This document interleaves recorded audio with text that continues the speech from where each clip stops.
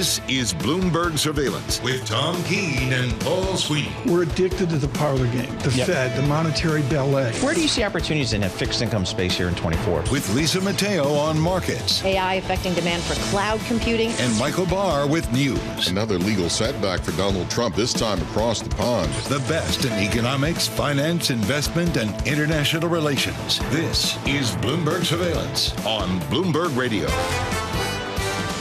Good morning, everyone. Tom Keene, Paul Sweeney. What a lineup today. You're going to have to stay with us for 3 hours. It's an order.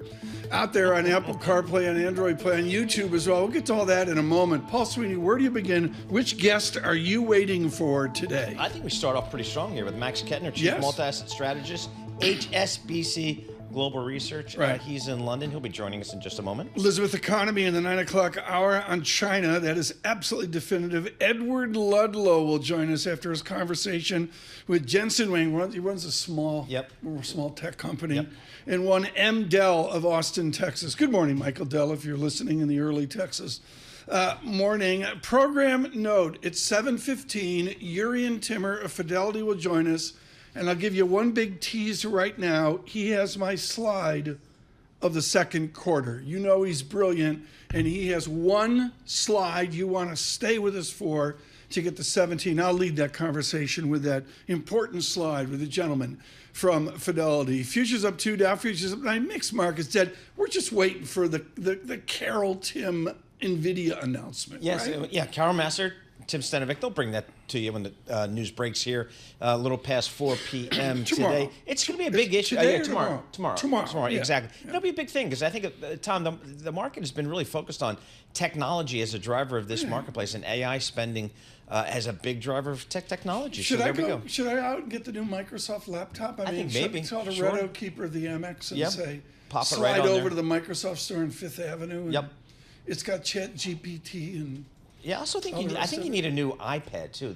The we're thin going to talk iPad. about that. I'm going to talk to Dan Ives about it. The resolution on the new iPad is just simply shocking. There's no other way to put it. Shocking, as well as we're on Apple CarPlay and Android. Download the Bloomberg Business app. On YouTube, subscribe to Bloomberg Podcasts. Search for Bloomberg Podcasts, and you will find us there. 3 hours plus a replay. We get that out a few hours later. Yep. 2 hours, 56 minutes, and all the other goodies there of Bloomberg out on Bloomberg Podcast. It's our new distribution. Here in the Interactive Broker Studios, our Bloomberg Business Flash, Lisa Mateo.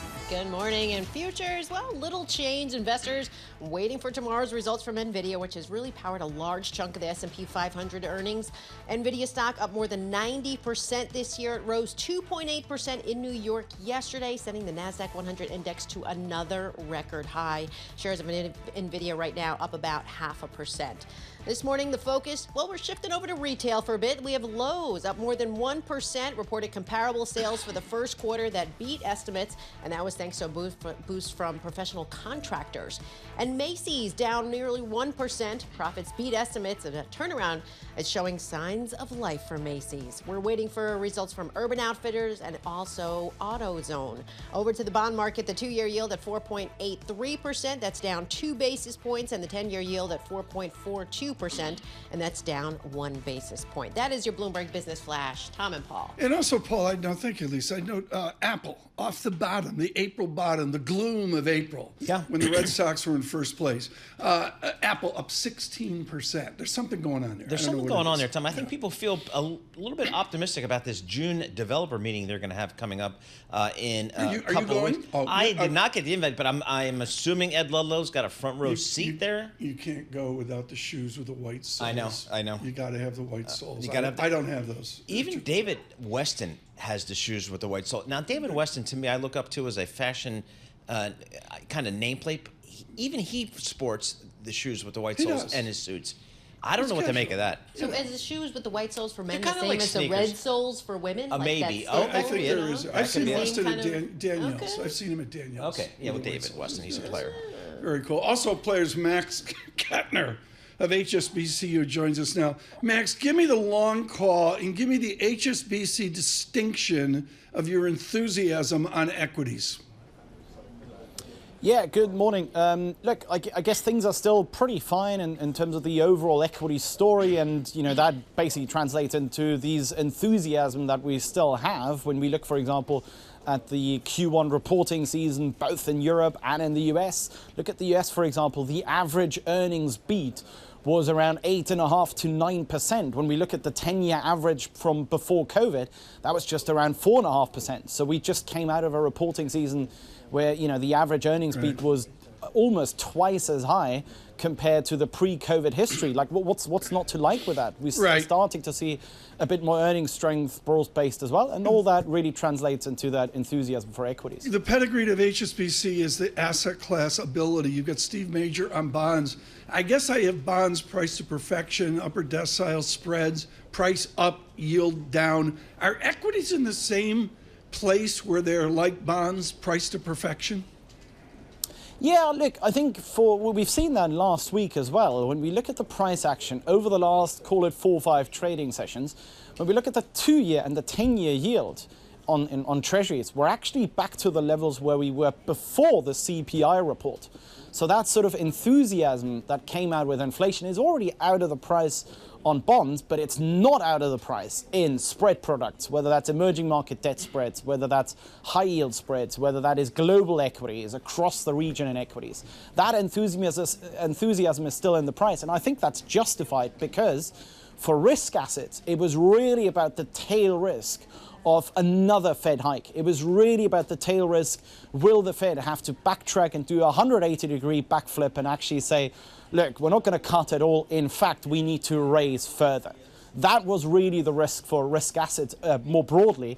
And with that tail risk gone now, everything's fine, right? We're completely, really pretty much fine now. We're in a pretty good Goldilocks situation for risk assets then.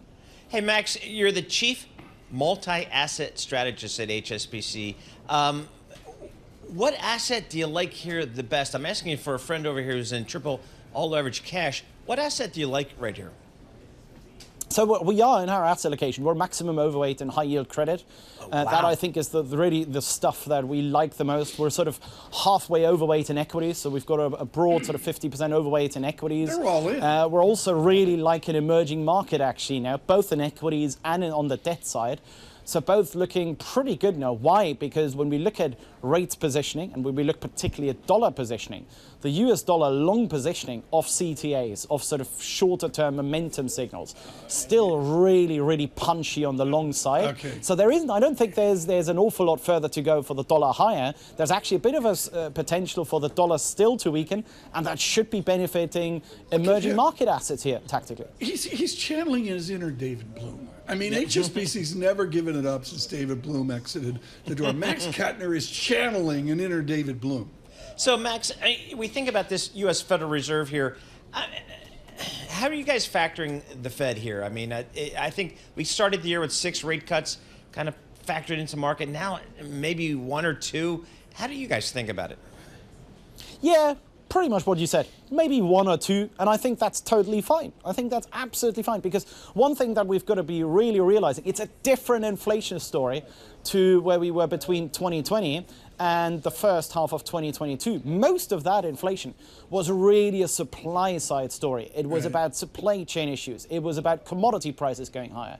It was about low income and low skilled labor wage gains really ticking higher. So it was really a supply side story that was weighing on corporate margins, that was weighing on growth. This now is very different. It's the inflation that is a result of really strong demand, of really strong growth. And that's positive. So as long as the tail risk of no hikes, as long as that is not materializing, it's totally fine if we see 1 or 2 or 3 hikes, 1 or 2 or 3 cuts. It really won't make a massive difference to risk assets. Max, one more question. Part of your charm is you're over there, not here. How do you perceive tech exceptionalism in America as we go to Nvidia earnings? I don't mean a buy, hold, sell on Nvidia, but how do you perceive the whole tech AI moment? Yeah, I think still from a structural perspective, great story, even from a tactical perspective. Let's be honest, when we look, for example, towards Q3 and Q4, when we look at the Magnificent Seven, for example, earnings growth is expected to be pretty much flat by Q3 and Q4 on a year-over-year basis. And it's expected that all the other stocks, the 493 stocks, are actually going to pick up the earnings growth story from then on. So in fact, earnings expectations for all these AI and tech stocks and the big mega caps is pretty low going into the second half, and therefore the surprise potential on the upside, again, very, very high. So to me, I think really still structurally, but also tactically, a really great story. Rich, can we get someone more bullish than Max Kettner for the 7A? I mean, come on, we got to do better than this. Max, thank you so much. I can't say enough about it. To get his research note, look to HSBC. We protect the copyright of all of our guests. Coming up, Jurrien Timmer with our news in New York City. Here's Michael Barr. Thank you very much, Tom, Paul, Lisa. In Iran, the funeral of the late president has begun. Thousands of people line the streets of the northwestern city of Tabriz as the coffins of President Ibrahim Raisi and 7 members of his entourage were driven by. Another funeral service will be held in the holy city of Qom tonight, and then the bodies will be moved to the Iranian capital, Tehran. The president will be laid to rest Thursday. Iran's heads of state have set June 28th as the date for the election of a new president. Meanwhile, speaking on the floor, Senate Minority Leader Mitch McConnell noted the history of the country leaves him little hope the relationship between the U.S. and the next Iranian president will be any better. The untimely death of the president of Iran does not change the underlying threats this regime poses to its own citizens, to its region, and to the free world. Iran's recovery teams reported the weather conditions were very poor in the region where the wreckage was found in Iran's rural mountains from the helicopter. Officials call a major milestone toward fully reopening the port of Baltimore, nearly 2 months after a container ship rammed and collapsed the Francis Scott Key Bridge. The cargo ship Dali has been moved away from the site. Executive Director of the Maryland Port Administration, Jonathan Daniels. The refloating of the Dali and moving her to dock, which really begins to open up the channel in a way that can have a significant positive impact on the movement of vessels into and out of the port.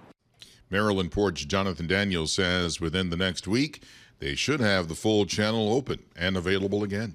A defense witness in Donald Trump's New York hush money case, whom the judge threatened to remove over his behavior, will return to the stand today. Trump's lawyers are hoping Robert Costello's testimony will help undermine the credibility of a key prosecution witness, Trump fixer turned foe Michael Cohen. Global news 24 hours a day and whenever you want it with Bloomberg News Now. I'm Michael Barr, and this is Bloomberg. Tom, Paul, Lisa. So you hit a home run, and then you hit a home run the next game, and then you hit a home run. I'm so glad. Thank you to ESPN for this. Mike Trout, who you'd expect this. You know, he did it, in 2022. Rafael Devers of the Boston Red Sox. Wow. 6 games in a row. Yes. Yeah, it really is nice. I mean, you got to give it to him. It's rare. Yeah. I had no idea how rare it was. How did they say it in the call? It's like, this man's not human. I mean, that is a feat. You got to give it up. And there's no like funny ball or funny bats now. I mean, it's like legitimate. Yeah.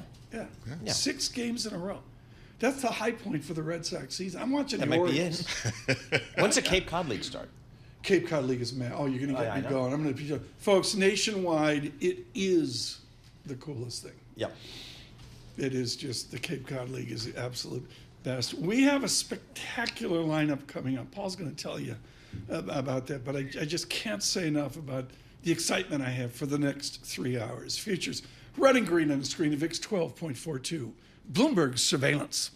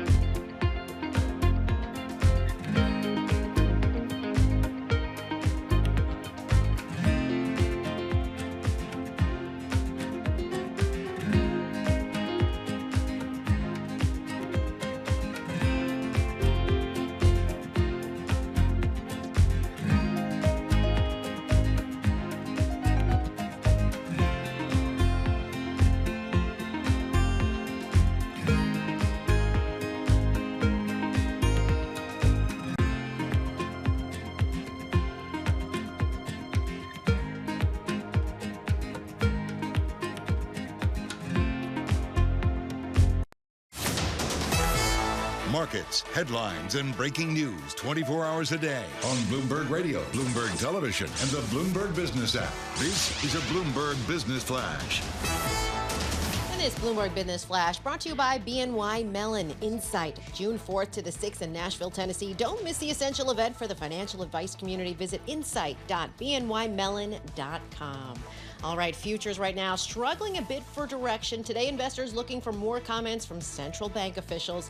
And there's plenty of it today, including the Fed's Thomas Barkin, Christopher Waller, John Williams, Raphael Bostic, Susan Collins, and Loretta Mester. Now, yesterday, Mester said she no longer supports 3 interest rate cuts this year. Over to the bond market, the 2-year yield at 4.83%. That's down 2 basis points. The yield on the 10-year at 4.42%, and that's down 1 basis point. We have some tech news. Dell up nearly 1% right now. The company rolling out a new line of personal computers that are primed for artificial intelligence. Now, its CEO Michael Dell says AI PCs will be pretty much standard by next year. And meanwhile, Microsoft CEO Satya Nadella says that new AI PCs, well, they're going to revive that rivalry between Windows PCs and Apple's Mac. Microsoft new AI-focused PCs are called Copilot Plus PC. And then sources saying ASML holding Taiwan Semiconductor Manufacturing. They've kind of reassured U.S. officials. They say they have ways to remotely disable their chip-making machines if China were to invade Taiwan. That is your Bloomberg Business Flash. Could you imagine, like Lisa Mateo, before they said you have to work with Tom Keene, and she wore black for a week. Yeah. And, you know, she thought Loretta Mester was in the movie A League of Their Own, you know, like the baseball movie. You just killed that news report. There's a lot going there, Lisa. There's a lot going on. I mean, Lisa spent her whole career on, general news doing real stuff, like real Yeah, stuff. like and real, then she came to Bloomberg and she had to learn all this business silliness that we do. Yeah, you know, you're 100% right. It's very hard to do. The hardest thing to do, and of course we all learn every morning from Karen Moscow. I mean, she's like she invented it. Yep. I mean, she invented the cross-asset data check that you hear. And what'd you do, Lisa? I mean, they said you have to work with this idiot with a bow tie, and you went into training for like what? I called 3 up Karen months? Moscow. See, exactly. Karen Moscow. What do I do? What do I do? What did Karen tell you? She said, "Don't listen to what they tell you." There you go. Yeah, very good. Very cool. She gave some amazing advice. That was brilliant there. And on ASML really shows a whole tie-in here to the semiconductors. Paul Sweeney to brief out here on China with Elizabeth Economy coming up. I'm sorry, it all melds in together with the Nvidia report tomorrow, which is his U.S. supremacy and technology and the different threats to it. And as Lisa she was mentioning yesterday in one of her reports, it was a year ago that we got that seminal revenue raise from Nvidia that caught everybody by surprise. Like, you don't take a revenue guidance of 13 billion up to 17 billion or whatever the number was at the time, like something crazy, and attribute it to this thing we loosely call AI. And now everybody said, oh my goodness, I need to pay attention to this. What is AI? Where does it go into tech stack? How do I play it from an investor perspective? And that's been the driver of this market. A leg up here to the range starting in March. I mean, getting up near $1,000 a share. But what's amazing is if, the sort of the technical run of the mill is to do a weekly chart that sort of smooths out between daily and monthly. And the problem is Nvidia with a weekly chart is basically a moonshot. To be honest, Paul, it's elegant and under my fancy moving averages. I can't believe I'm saying this. We're at 947, and my support is 687. We could go down 250 points and still be in trend. Yeah, I don't really know what to do with that. I mean, you look at this thing, and I'm just going over. Matt Miller's favorite chart function is COMP, comparative returns. You look at the Nvidia on a compounded annual basis over the last 5 years, up 90%. And just put that in perspective, Tom. The S&P is up 15%, which is phenomenal. That's where we live and die. But even the S&P, kind of the information technology segment, that's up 26%. So Nvidia is just blowing everything away. And what gets me even more is the fact that their earnings have increased more than right in line with the stock price. So the valuation, if you talk to some of these Nvidia bulls, they're saying there's not an evaluation problem here. There's not a valuation risk here. Earnings have really kept up with the stock, the free cash flow is well. I want to get this in. I think it's so important, and particularly with Dan Ives coming up on use of cash, and the Apple lift, and we'll talk iPad and all that silliness. as well. My slide, I took a grab of it on the iPhone. You can do that, look folks. at that here. Yeah, show that. And it's Jurrien Timmer at Fidelity. And here's Smart the math.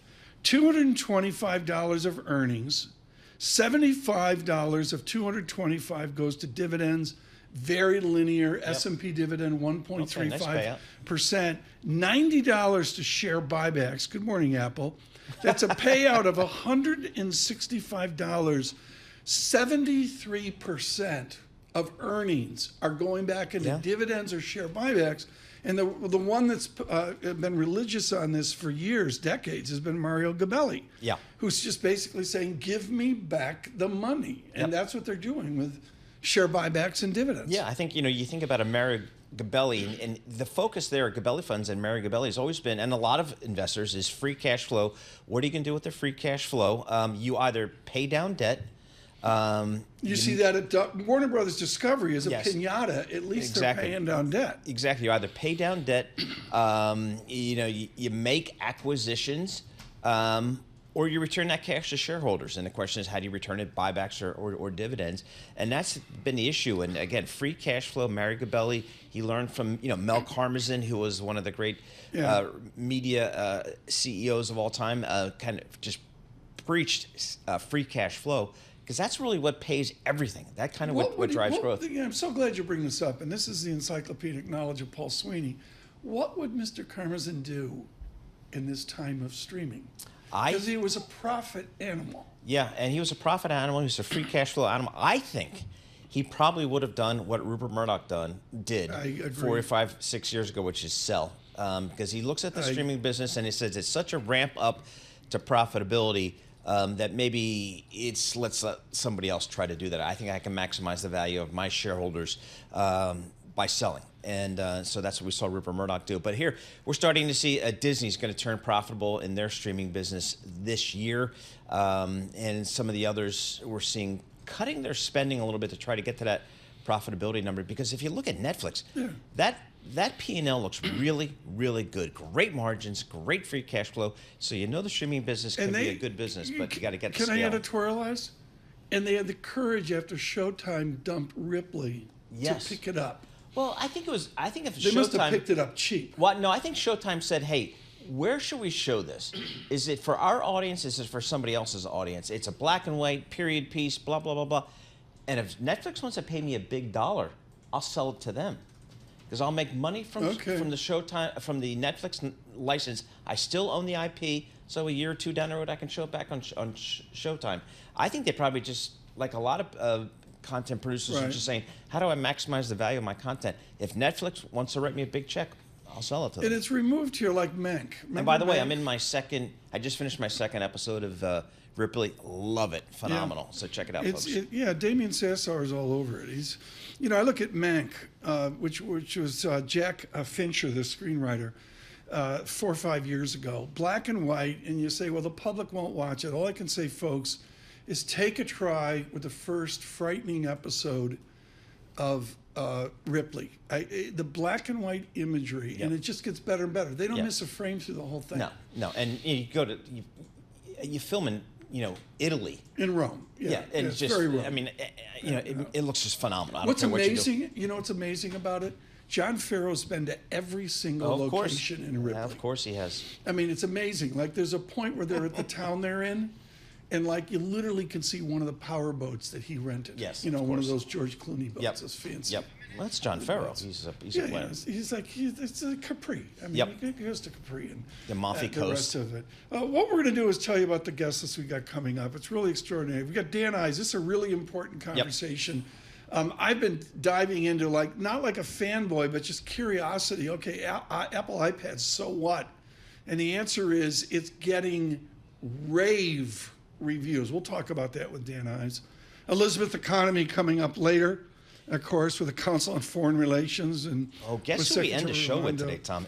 The David Gura. And he's got a big take. He's got a big take story. That's really quite good. David Gura, he's got the same coffee. I can't believe we got him on the schedule. That's amazing. Well, it's good. He's supposed to be down playing the Ryman Auditorium in Nashville, but we got Gura.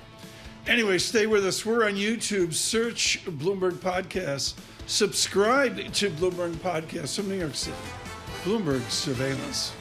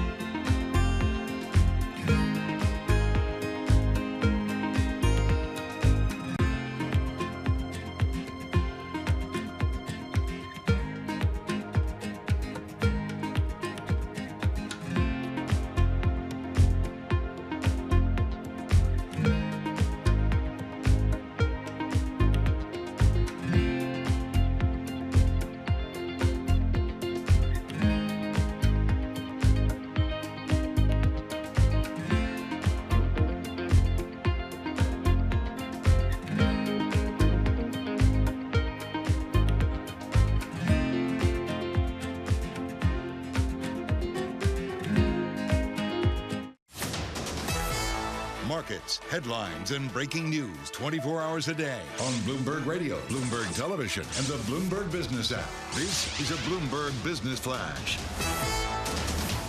From the Bloomberg Interactive Brokers Studio, I'm Lisa Mateo. Little movement in futures. Let's take a look at some of the levels. NASDAQ future, the level is 18,754 Dow. 39,947. We have S&P at 5,333. Over to the bond market, the 2-year yield at 4.82%, down 2 basis points. The yield on the 10-year, 4.42%, and that's down 2 basis points. Crypto prices climbing. Speculation the U.S. may be moving closer to approving ETFs investing directly in Ether. Right now, we have Bitcoin up nearly 2.5% at 71,189. Companies making news. J.P. Morgan CEO Jamie Dimon told shareholders at its investor day that the bank is, quote, well on the way with its succession plans. And Apple, sources saying that the company has challenged a £1.8 billion fine from the EU for preventing fair competition from music streaming rivals like Spotify. And finally, AstraZeneca. It said it plans to almost double sales to $80 billion by 2030. That is your Bloomberg Business Flash. Tom and Paul. But the J.P. Morgan news, Tom, was the 5-year thing that Jamie Dimon always kind of jokes about. He says that's not a thing anymore. Yeah. Like it could be less than 5 years. That's what I took away from that. Let's stop for a minute. You mentioned this earlier. Rupert Murdoch just turned 93. I know. And it's been underplayed, and I don't understand why. It's the most brilliant transactional event. I would go back to when they unloaded AOL on Time Warner. I mean, the way he unloaded Fox, Paul, was just extraordinary. It was. I mean, he did not get top dollar, but he got well more than it's worth right today. And reminds me of Lowry Mays from Clear Channel Communications at the top, or not necessarily the top of the radio business, but well before the secular decline of the radio industry at Clear Channel. We're going to take a measured conversation right now with Mr. Ives. Dan Ives is a pinata. He's senior equity pinata at Wedbush Securities. Everybody loves to hate him, and my problem is if I have a look at if I don't look at a daily chart or an every 15 minutes chart like Scott looks at over at the Death Star. Dan Ives, I'm looking at a monthly chart of Apple, and it is beyond elegant, bouncing off my long-term moving average at 166. It's up 16% in the last X number of days and weeks. First of all, Dan Ives, why is Apple up 16%? Because investors are anticipating not just what's going to happen at WWDC, where they're going to release Cook and Cupertino, the AI strategy.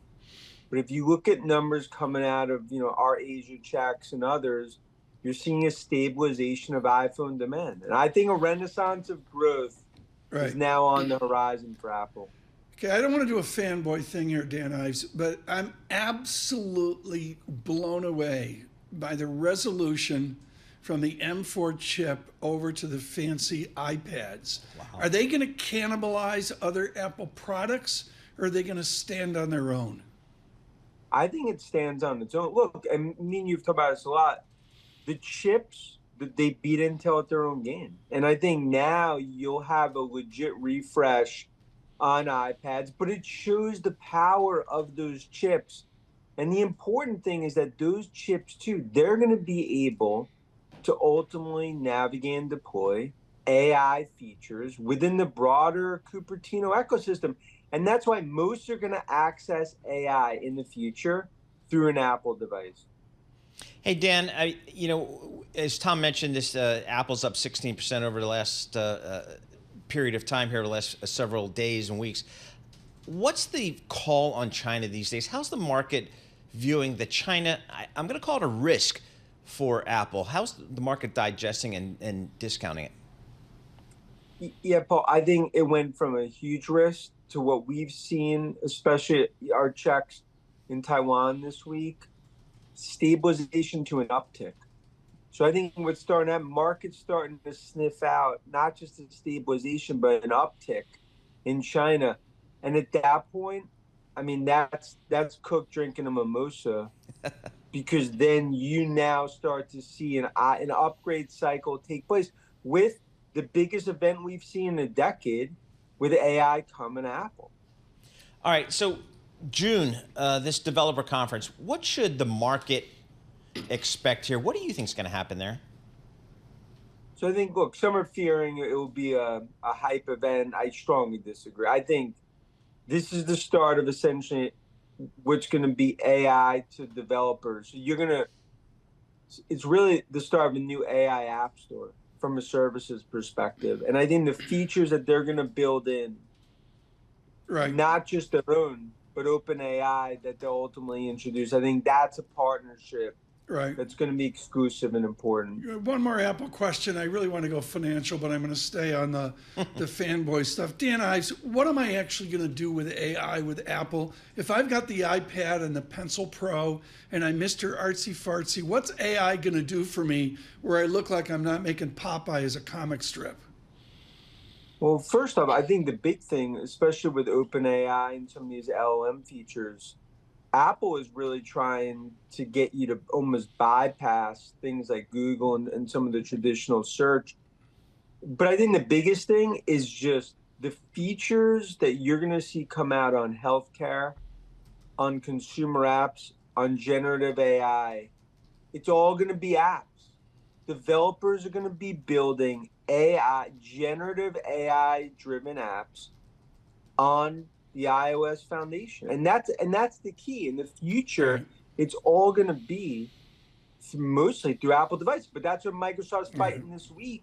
They want a piece of that from a consumer perspective. And now the obligatory Nvidia questions, Paul Sweeney. So Dan, I mean, Tom Keene's all about AI here. What should he be looking for tomorrow afternoon when Nvidia reports? Oh, I think get the popcorn ready, get all set. Your favorite, beverage when they report. Because when the godfather of AI, Jen-Hsun, and Nvidia report, I think it's going to be another jaw dropper in terms of the demand that we're seeing. It's not slowing down. And I think we're just starting to see this acceleration. And that's important for the second, third, fourth derivatives within tech, which is why we believe this tech bull market has significant legs from here. But it all starts with godfather of AI, Jen-Hsun, tomorrow. I'm expecting another just drop the mic. Yeah, I mean, he's going all existential on us with the third and fourth derivative as well. Where does Apple fit into the derivatives? I mean, they're not first or second derivative, are they? They're a follow-on from all these other people, right? I think they're second, third derivative. Because when we talk about Nvidia, Microsoft, Google, ServiceNow, that's enterprise. Right. But on the consumer side, the chips and the actual use cases, how are they coming to the consumer? It's Meta, Google, but most importantly, it's Apple. And that's why now this is ready for prime time starting next month at WWDC. That's where the unveil starts. And eventually the iPhone 16 that will have their own AI features built in. Hey, Dan, who goes to this? I mean, can Tom Keene get a ticket to this I don't developer have a black conference at turtleneck. Apple? You can't go unless you have a black turtleneck. Well, for Keene could get a ticket anywhere. Yep. So he's like, you almost have to exclude him. I mean, he's one of those exclusive, Monaco guy. But for the average, this is really for developers. Yep. It's for industry folks. That's really the focus of WWDC. What we'll be at. What are you doing with your $250 price target? You're an outlier, but seriously, Dan Ives, some of the parts are earnings momentum as they come off the mat, up 16%. Are you ready to adjust that up so we can make some news this morning? Look, 250's base case.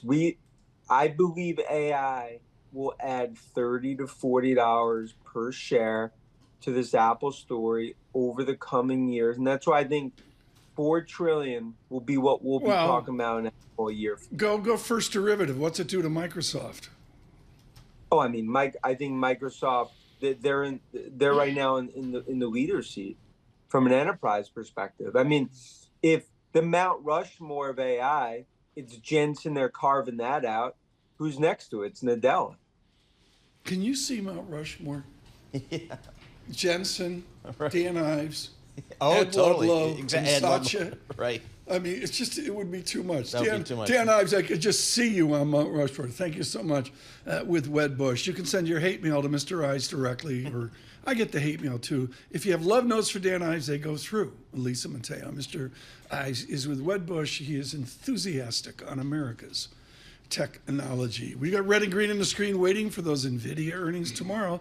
Look to Carol and Tim for that. Yep. With our news in New York City, Michael Barr. Thank you very much, Tom, Paul, Lisa. A defense witness in Donald Trump's hush money case will return to the stand today as the trial nears its end. Trump's lawyers are hoping Robert Costello's testimony will help undermine the credibility of key prosecution witness Michael Cohen. However, Costello angered Judge Merchan yesterday. Bloomberg's Jody Snyder.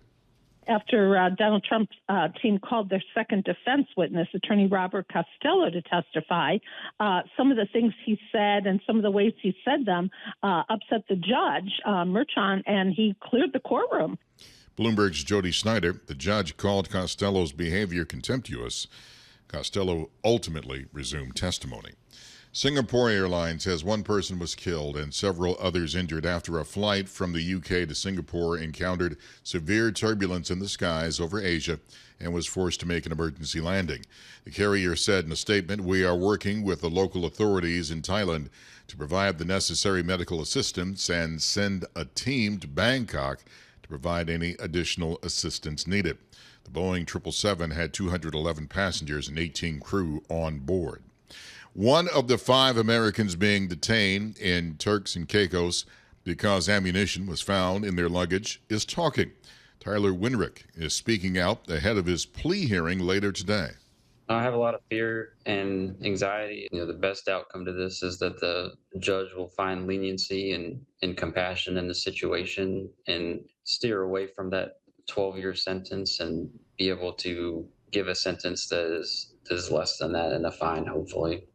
A bipartisan delegation of U.S. lawmakers traveled to Turks and Caicos to ask for leniency. Global news 24 hours a day and whenever you want it with Bloomberg News Now. I'm Michael Barr, and this is Bloomberg. Tom, Paul, Lisa. And Michael Barr, thanks so much. Last week, Lucas Shaw joined us out with a weekend note that was absolutely definitive. In the sub-headline here, Paul, on this CBS Paramount thing, I'm sorry, it's CBS, it's not Paramount. 2 leading suitors for Paramount Global are both offering flawed deals.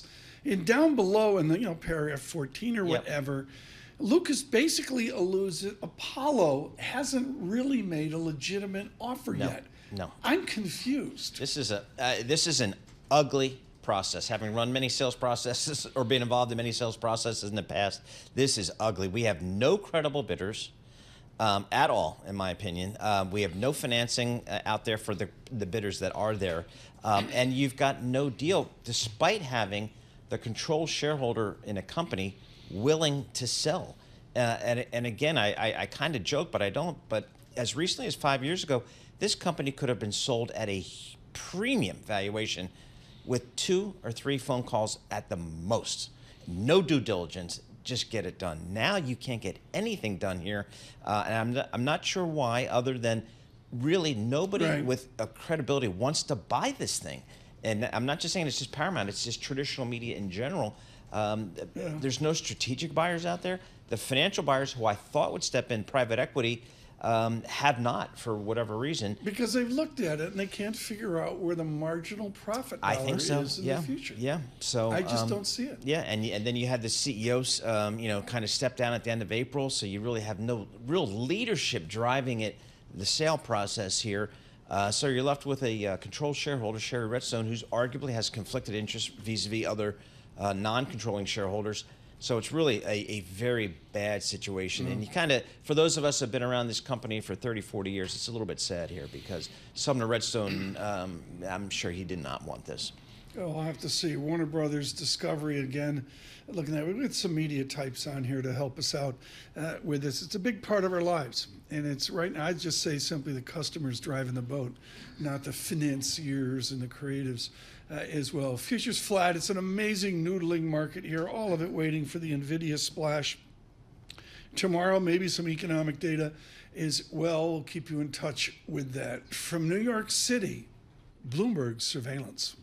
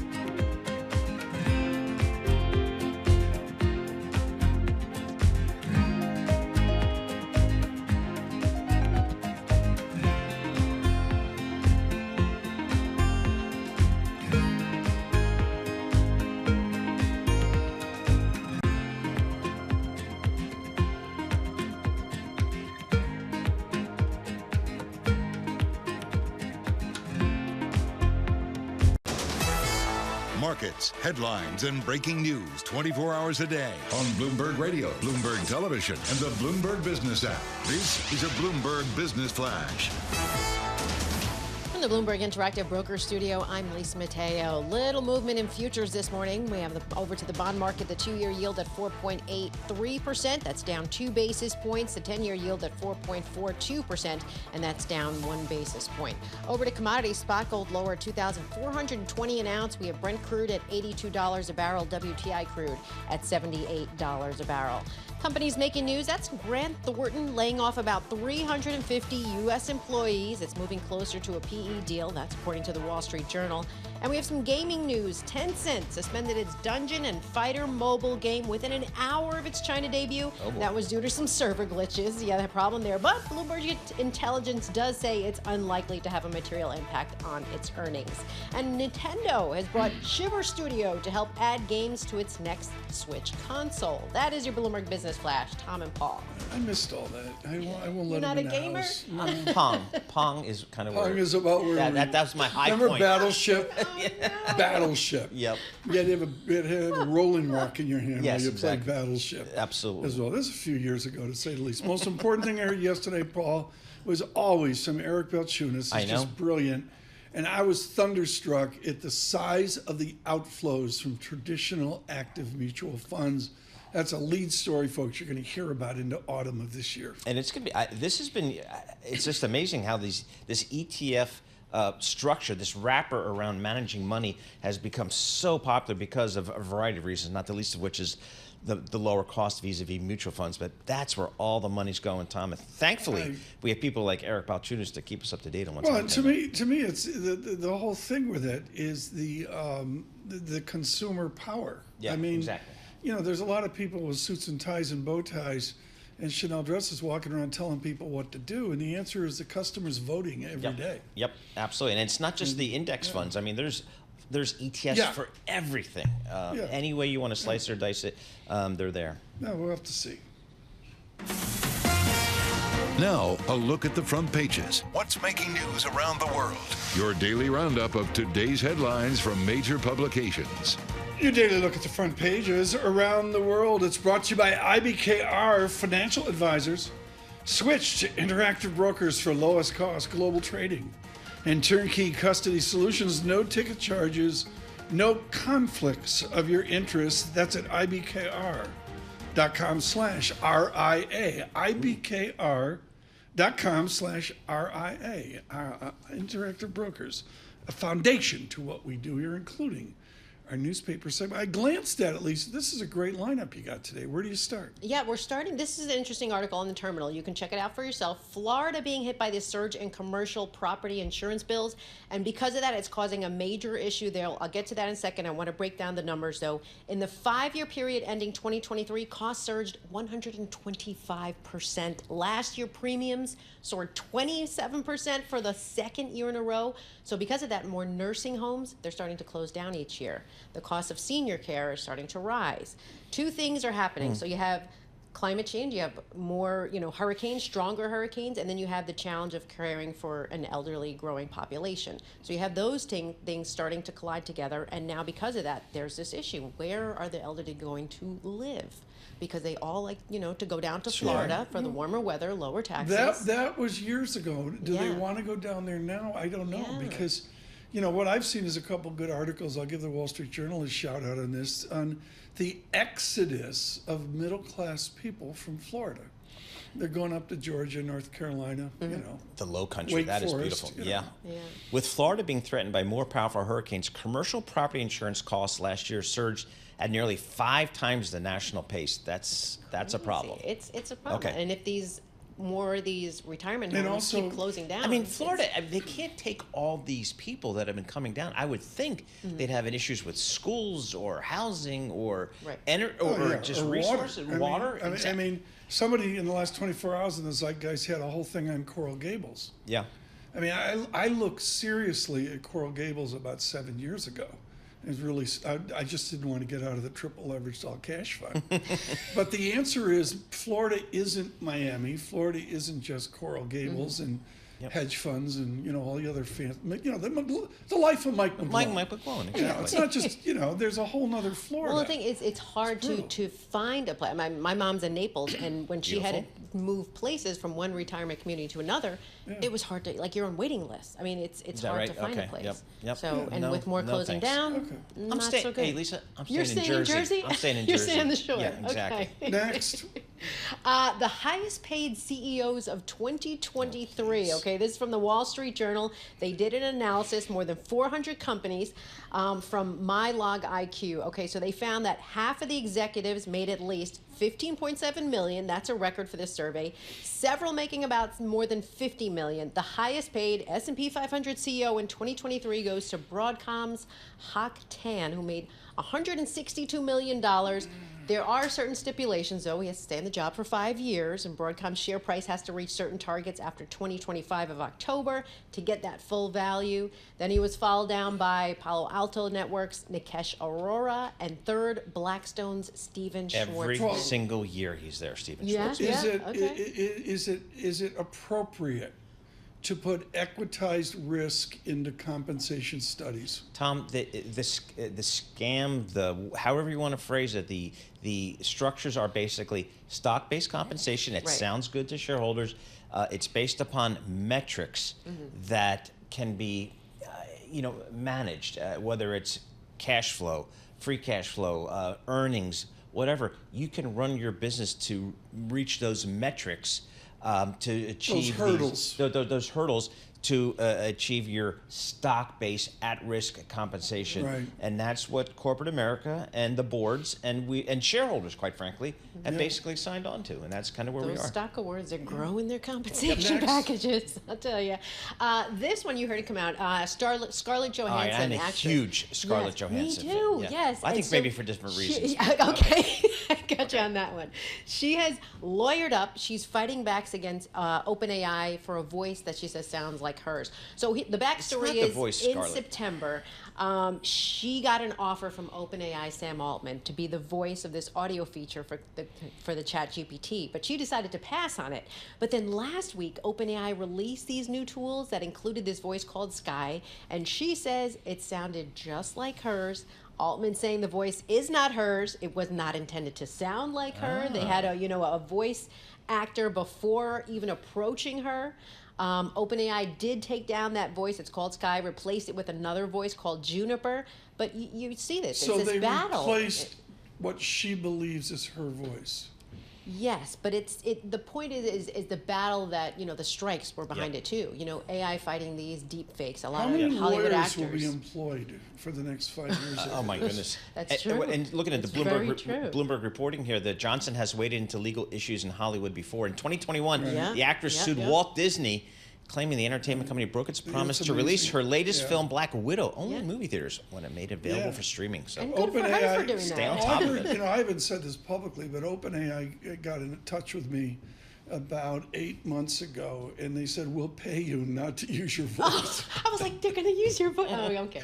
No, they said, it's so bad. Aww. We'll pay you to go away. Thank you, OpenAI, for that. What do you got next? Last one, Red Lobster. We told you it was filing for bankruptcy, right? But now everyone is flushing in. They want to get their last meals there, even take home a piece of nostalgia, some of the history from there.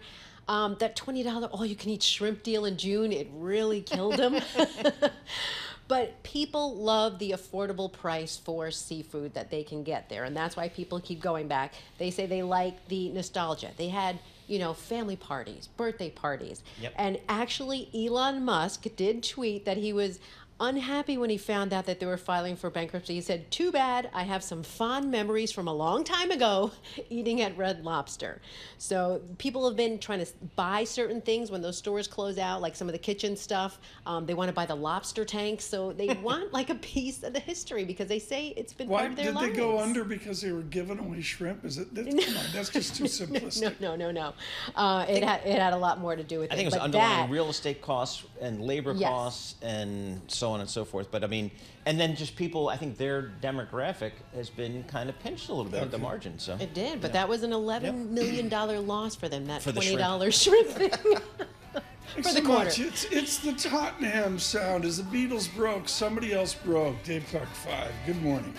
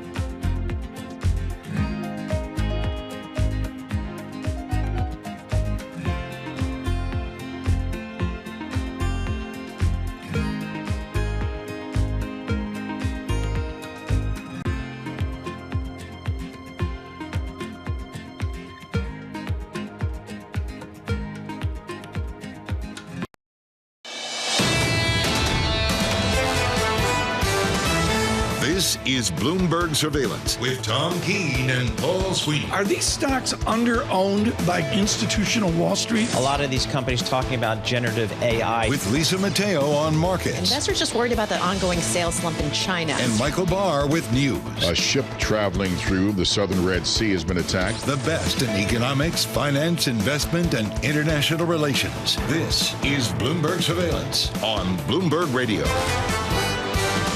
Good morning, everyone. Paul Sweeney and Tom Keene amid a bull market. We welcome all of you. Nvidia earnings tomorrow. Carol and Tim will bring you complete analysis of that tomorrow afternoon. In the meantime, just sort of waiting. Futures flat is the way I'd put it. Red and green on the screen. The VIX 12.46. Paul, it was our theme yesterday, but I'm sorry, the exuberance is an odd exuberance this time around. It is. I mean, you don't feel many people just kind of, doing slam dunks here on this marketplace, and the market's been solid here.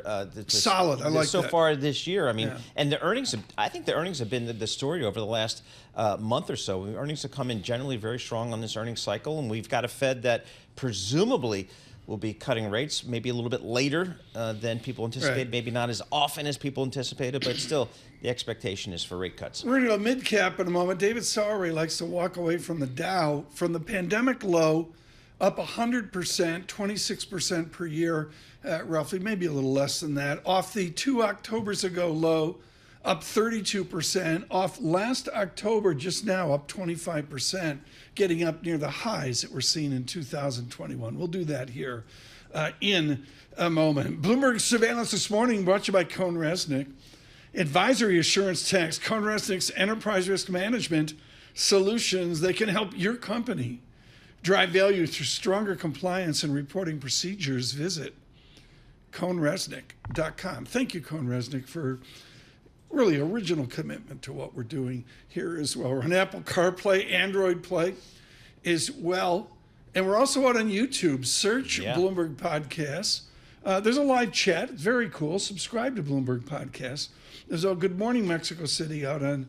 Really? We have there's one DF. guy's a Met fan. I don't know. I didn't know we allowed Met fans. Sure, they come in. On there. They need all the love they can get. Now, yesterday I missed going to the Bloomberg Business Flash at the beginning of the 8 o'clock hour. I was put in the timeout chair. Oh, boy.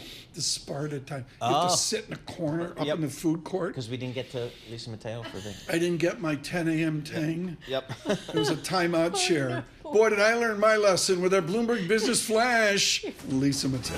You got it. And futures are little change. Investors are waiting this week's results from Nvidia. Comes out tomorrow, which really powered a large chunk of the S&P 500's earnings.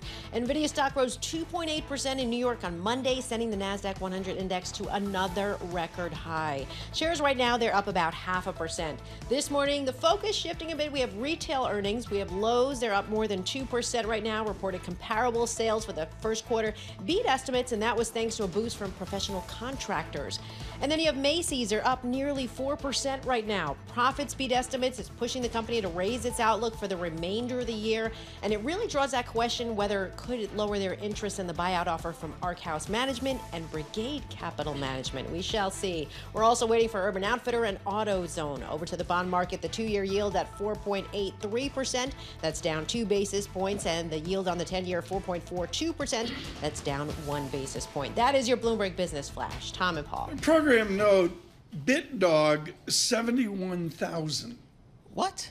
Yes. Wow.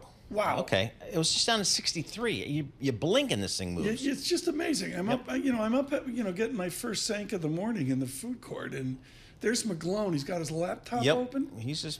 And he's just like sliding in. Exactly. It's just amazing. He and Matt Miller are just kind of coining it. 71,000. There you go. Never have I been so wrong. Well, that's not true. Different story. David Sowerby joins right now with Ancora. Always important. I cited the Vanguard, the mid-cap returns here.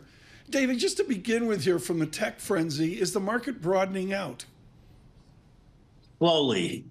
The rubber band is still very tight, Tom. If you look at that Magnificent Seven, trades at still a significant premium over the rest of the large cap stocks, even more so to small and mid cap stocks. But the market is starting to broaden out. And we saw after 2000, when the rubber band snapped, you went on a 7-year run where small cap, mid cap, and the equal weighted S&P index were the places to be. Like Paul, the top 3 holdings, and this is the Vanguard mid cap. I could pick any of the else as well. It's very indexy. Amphenol, Transdigium. I don't even know what I'm looking at. It's like Constellation Energy, Cintas, Motorola Solutions, and Packard. It's not. I love those. We spend 90% of our time. What's Nvidia going to do? I know. Tom, we need to get to the Midwest some more. Get rid of the industrial America. Yeah. So, David, Tom keeps telling me that free cash flow is important. How do you guys look at free cash flow in your investment analysis? It is probably the most important metric. I was listening to the show with both of you earlier this morning. You're talking about Gabelli, free cash flow. With that free cash flow, return it to the shareholder. That is always the ultimate quest that we're looking for. And companies are returning about 70% of that free cash to the investor, either via dividend increases or share buybacks. That's a very healthy rate. Right. That sets a good backdrop for the market. And that's Jurrien Timmer of Fidelity with that great chart. Thank you for that, David Sowerby. I believe Mr. Timmer will be with us at 8:45. Good. That's what we'll be talking about, use of cash. Very good. How about this company, Front Door? FTDR is the ticker, based in Memphis, Tennessee. They got 1,700 employees. Tell us about this company. They do exactly what I embellish. I'm a check writer. I can't fix anything in my house. Join the club. So they do repair and replacement contracts for refrigerators, garbage disposals, dishwashers, doorbells, you name it. They've doubled their free cash flow in the last 2 years on a valuation basis at a 7.5% free cash flow yield. That is a wonderful valuation relative to the rest of the market. That's what Front Door does, a doubling in free cash flow, very good earnings out of the most recent quarter. Paul, Amphenol, Wallingford, Connecticut, 95,000 employees, 5-year net dividend growth of 13% per year, dividend growth 13% per year. And would you like to make 18% per year on electronic connectors? I guess. I don't know. I mean, Apple, I've Nvidia, Microsoft, Apple. It's like, the Ed Ludlow world doesn't matter when you've got David Sowerby. I mean, $80 billion in market cap for Amphenol. Go figure. So what do you make, David, of this most recent earnings cycle we've been through? It seems like earnings for corporate America came in pretty darn good. They did, Paul. Up 7% year on year. I think it's up 10% if you exclude the volatility in energy. If you listen anecdotally to the companies, they're on the right diet. They are talking about being judicious on their capital spending. They're not overspending on CapEx. They're generating that healthy free cash that's going to grow nearly 10% this year, grow the dividend close to 10% this year, both large cap, mid cap, small cap. Pretty good. I'd give it a solid B+ out of this Q1 earnings. Companies are saying the right thing and being judicious with their cash and their capital allocation. David, mid-cap stocks, when I heard you were going to be on, this is the question I wanted to ask. Mid-cap stocks, do they allocate capital differently than the ginormous stocks we all know? I think a good CFO transcends, and a CEO transcends whether you're Nvidia, you talked about Broadcom, down to the small cap range. If I'm sitting across the table and listening to a CEO and CFO talk about cash flow from operations, capital allocation, that's certainly what's going to keep me very attentive. I think they're just as good at capital allocation as large cap companies. Maybe they have a little more stress on the balance sheet with their debt, but that's immaterial compared to what I think the prospects are going to be. Tom, we have David Sowerby on. I use the DES function all the time when David's on because the stocks he lists on his sheet, I've never heard of. Master Brands, Jasper, Indiana. Tom, have you been to? I've never been to Jasper, Indiana. I couldn't find it on a map. Master Brands, stocks up 50% over the trailing 12 months. David, what does Master Brands do?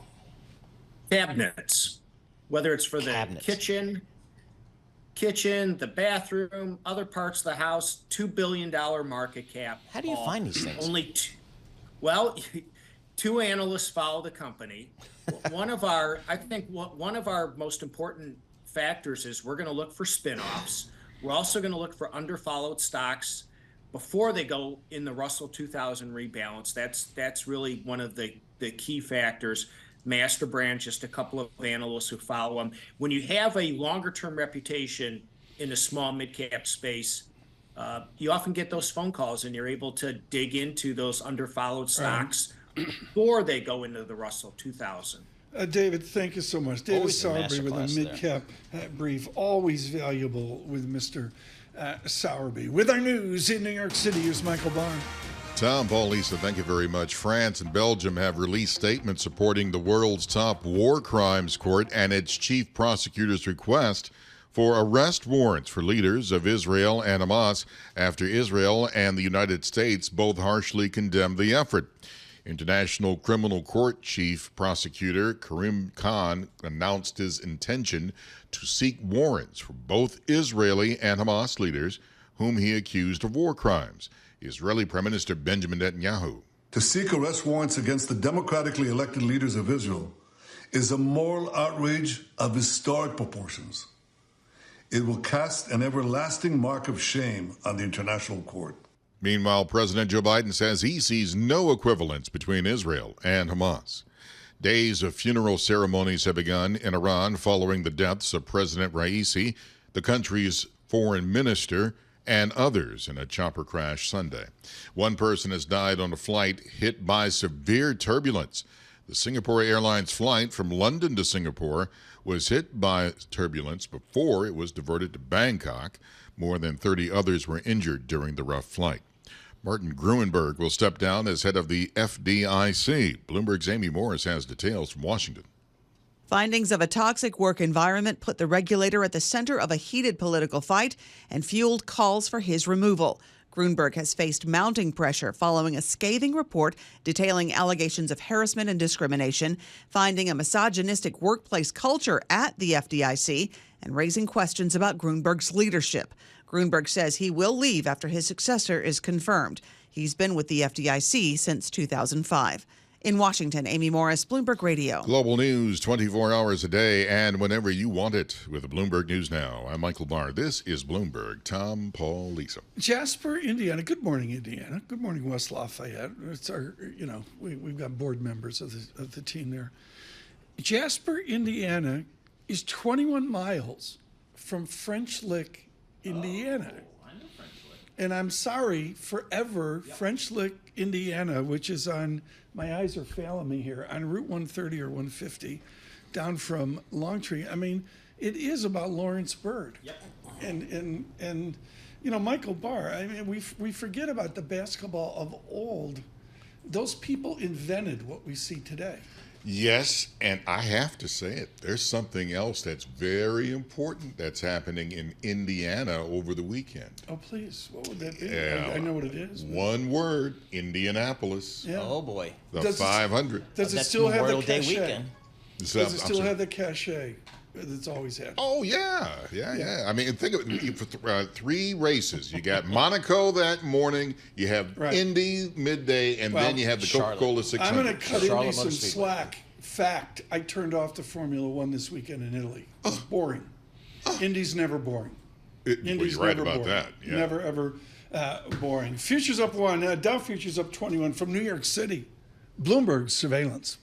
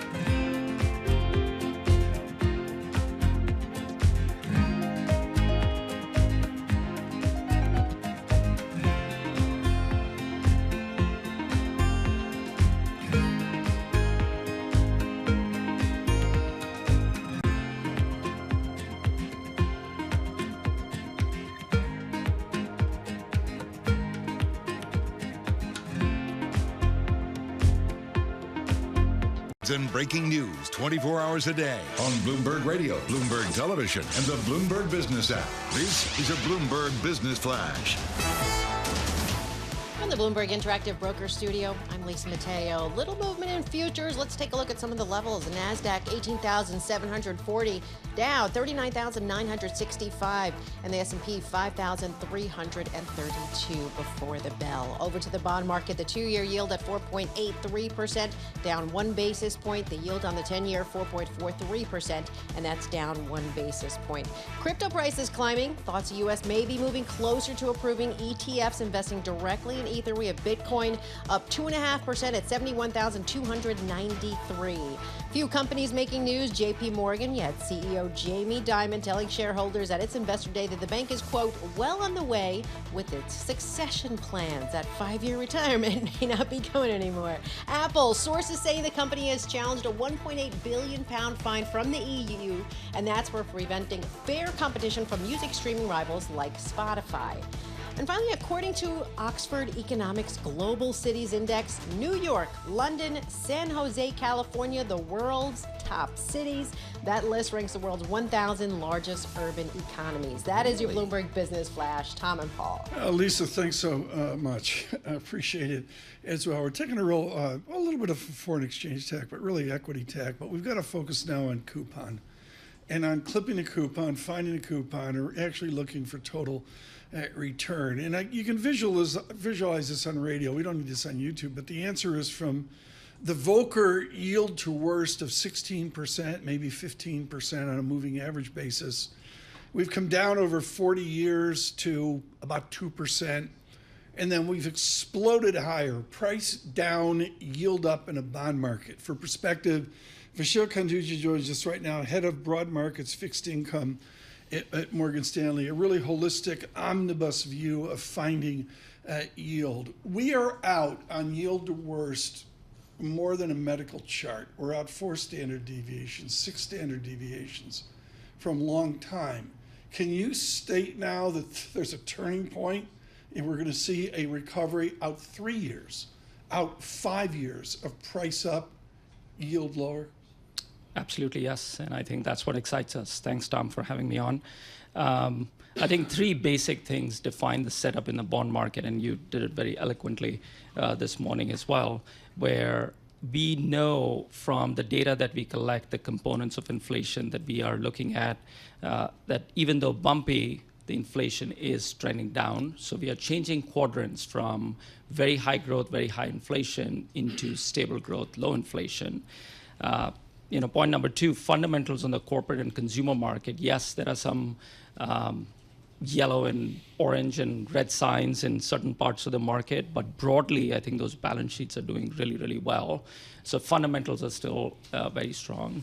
And then the math is compelling. I think 7.5% sort of yield in a diversified investment grade portfolio with, you run the math, 94% probability that it has a good correlation to total returns 3 years out. So those are the 3 basic assumptions that we are running with, and it excites us quite a bit from an active fixed income. I mean, I look at the INGO function, the Bloomberg Index Browser. Fixed income got crushed in 2022. Worst year, like even before your time, my friend. 23, November, December bailed you guys out. And this year, nothing really to write home about. Where do you guys see opportunity here, I guess? I mean, do I just stick with Tom Keene and 2-year Treasury at 4.83%, or do I take some credit risk?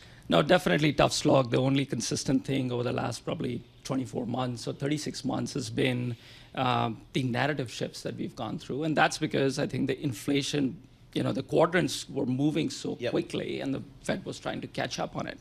2022, again, a watershed event. I'm sure we'll see it in textbooks going forward in the next 2 decades about how that broke away, the 85-year correlation chart. But we are coming off from that. Starting yields, again, a very clear and mathematical barometer of what your total returns should be looking like for fixed income market going forward. And that's what excites us at this point. Fundamentals being strong, technicals being very, very strong at this point.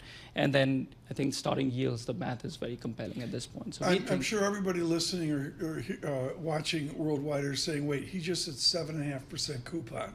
How do you develop a 7.5% coupon with a 4.x% full faith and credit? What are you buying to generate a gross 7% plus yield? A good question. I think portion of our portfolio is still in the ballast, which is government-backed assets where we have treasuries and agency mortgage-backed securities. Again, after probably about 7 years, we are liking agency MBS that apart from negative convexity, it's giving us some yield and coupon and total return potential. So that's our ballast of the portfolio. That's one part. And then the other part that we are very overweight at this point is we are moving some of our investment-grade corporate exposure, the single-A corporates, which from our point of view, have gotten fair to rich at this point, into securitized credit. Whether it's BBB CLOs that stick out to us is cheap, some loan exposure, you get pretty good current carry on that side. And then non-office CMBS. I think CMBS is still a very broad brushstroke, what the market has painted it, but we find a lot of values there. Bonds backed by a fantastic, hospitality or a Hilton portfolio backing it. Those are the cash flows that we are likely Where are to you get on back. the Sternlicht debacle as published? This is all rumor and speculation, but the idea of the REIT debacles and the heated debate over Blackstone, we're not part of that debate, but it's out there right now. It's a delicate issue. Where are you on the veracity of the Sternlicht or Blackstone future?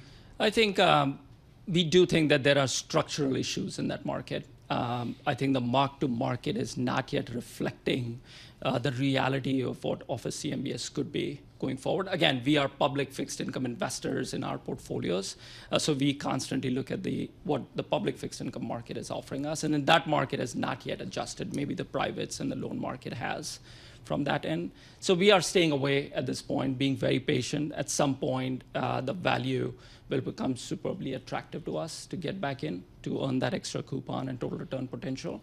Idiosyncratically, we are seeing certain opportunities pop up in certain, whether it's San Fran or parts of New York City as well, but we are not making it as an asset allocation trade in our portfolio. It's very idiosyncratic still. How about high yield? I've been kind of surprised to see high yield's been such a good performer over the past, year and a half, 2 years, and despite all the talk of people talking about recession here, recession there, high yield's been the place to be.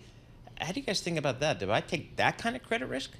I think very good fundamentally. Again, our framework has always been fundamentals, technicals, valuations. I think fundamentals are strong. Technicals are extremely strong right now. And when we say technicals, it is that power of the yield buyer that is dominating right now. It's almost like pricing out some of our spread buyers in the market where we look at relative value on a spread basis. So if you look at spread basis, BBB to BB is the least in the last 20 years, the pickup or the return potential. Right. So yes, from that metric, it looks a little fed rich. But then if you look at a yield basis, it looks pretty attractive. Yeah, but the heart of the matter is there's a wall of money out there. I mean, where does that money, come on, it doesn't go into Nvidia shares, it goes into the Morgan Stanley bond world, right? I mean, that's the reality. I would selfishly and from my vantage point say yes to that question, and we've seen that move. I think that's where the patient long-term investor has started to make their moves. And we saw a glimpse of it, a rush in November, December. Last year, and we continue to see that. We've priced $680 billion of investment-grade corporate. Spreads are tighter, yields the same, total excess returns are positive. Right. And that is the money that is driving. I got 30 seconds. Are you on speaking terms with Jim Caron? I mean, do you guys even agree at time to time? We love him and agree, and we sometimes agree to disagree as well. So does Jim he Caron force you to talk friend. physics? Does he force you to, like S equals VOT plus 1 mgt squared? We do get into some of those Newton laws sometime, but yes, he's been Newton's fantastic. Laws, okay. Isaac Newton, folks, will be with us next week. Vishal, thank you so much. Vishal Kanduja working with James Caron over at Morgan Stanley. I learned a lot there. That was really my duration's these Morgan Stanley fixed incomes, they're all the old Eaton Vance dudes. Yeah, they are. I didn't know that. Very good. That is deep Boston. That's deep Boston. Yeah, you're going serious Boston there, folks. Money management. You go to Boston Racket Club, and then you go down and you talk to Eaton Vance about tax-advantaged funds. That's how you do it. Morgan Stanley. It was a James Gorman presentation. Yep. Red and green on the screen. You got to stay with us. Elizabeth Economy in the next hour on China. Must listen. From New York City on YouTube, search Bloomberg Podcast, subscribe. Bloomberg Podcast. It's Bloomberg Surveillance. All right.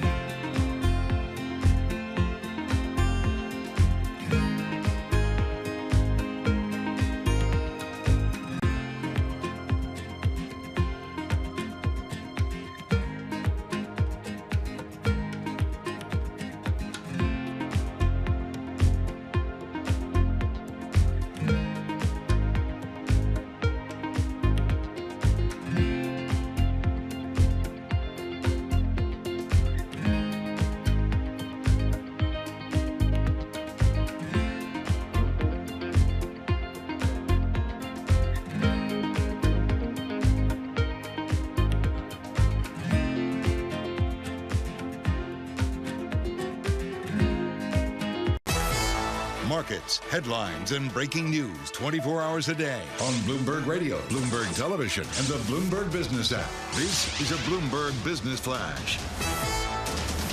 From the Bloomberg Interactive Broker Studio, I'm Lisa Mateo. Futures kind of struggling for direction this morning. Today, investors are going to look to more comments from central bank officials, and there's a lot of it. You have the Fed's Thomas Barkin, Christopher Waller, John Williams, Raphael Bostic, Susan Collins, and Loretta Mester. And yesterday, Mester actually said she no longer supports 3 interest rate cuts this year. Over to the bond market, we have the 2-year yield at 4.83%. That's down a basis point. The yield on the 10-year at 4.43%, and that's down 1 basis point as well. Some tech news. We'll start with Dell. They're up about 0.5% right now. The company rolling out a new line of personal computers. They're primed for artificial intelligence, and its CEO, Michael Dell, says AI PCs, well, they're going to be pretty much standard by next year. And then you have Microsoft CEO Satya Nadella. He says new AI PCs, well, will revive the rivalry between Windows PC and Apple's Mac. Microsoft has its Copilot Plus PC, and Microsoft is up about 0.3% right now.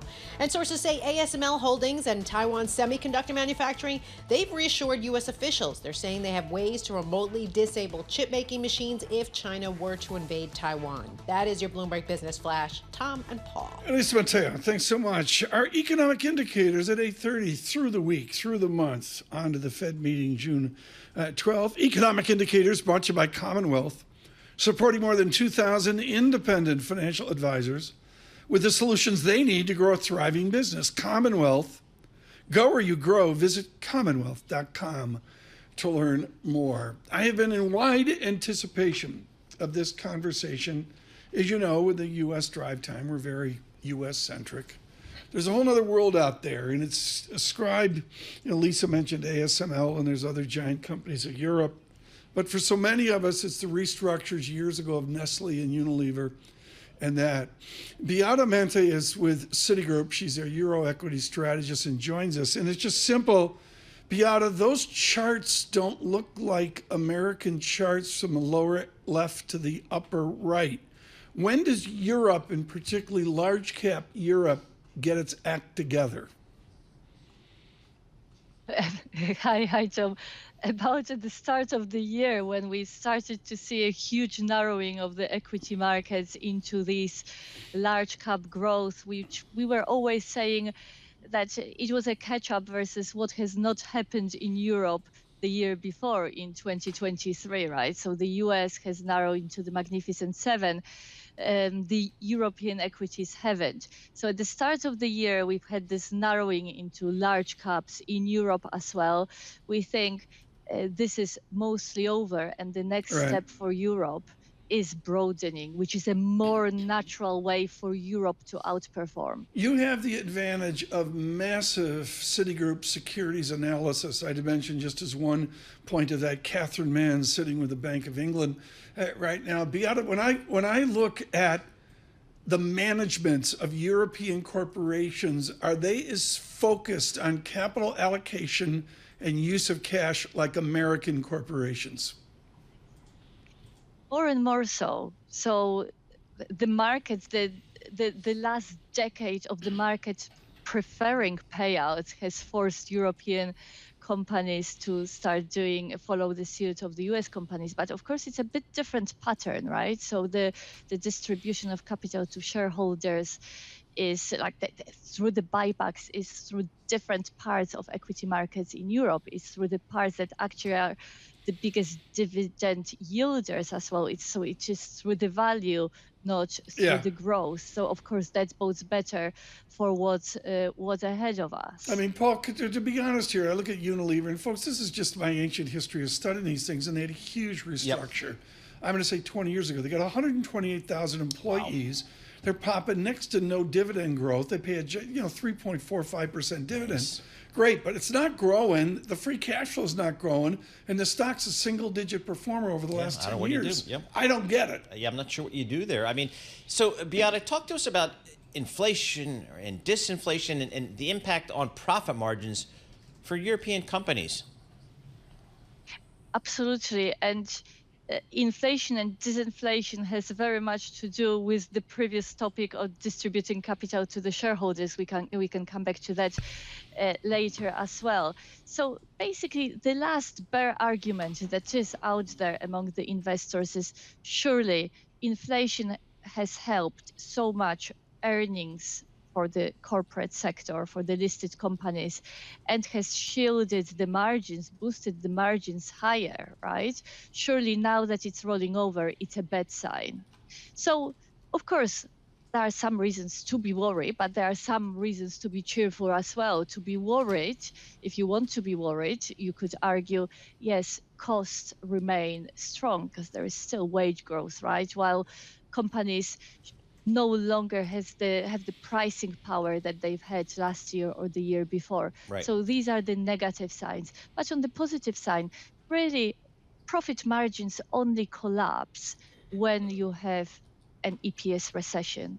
That's not on the horizon at the moment. That's, if anything, we see signs that EPS could be upgraded going forward, not downgraded, right? So we see upside in the organic growth, and we see upside overall through most of the sectors on the volumes, which offset this negativity on the cost and pricing power, which means profit margins will be up this year, but within the sectors there'll be more pressures than on the other sectors. All right, so what sectors should we be looking for here coming out of the European markets? I know there's not a tech-heavy component to the European markets, unlike the U.S. markets. Where do you guys at Citi see opportunities in the European markets? So for Europe to outperform, and this is our view, so the continental Europe is one of our overweights now in the global portfolio. You really need the broadening. So the outperformance of Europe year to date, as I've mentioned at the beginning, was not a very conventional outperformance through the narrowing. If the market broadens, and it's really the broadening of the market performance has to come from the broadening of the EPS performance, which what we are starting to see post the reporting season. So broadening happens into the cyclicals, and it's not going to be through obsessing only about value or only about growth.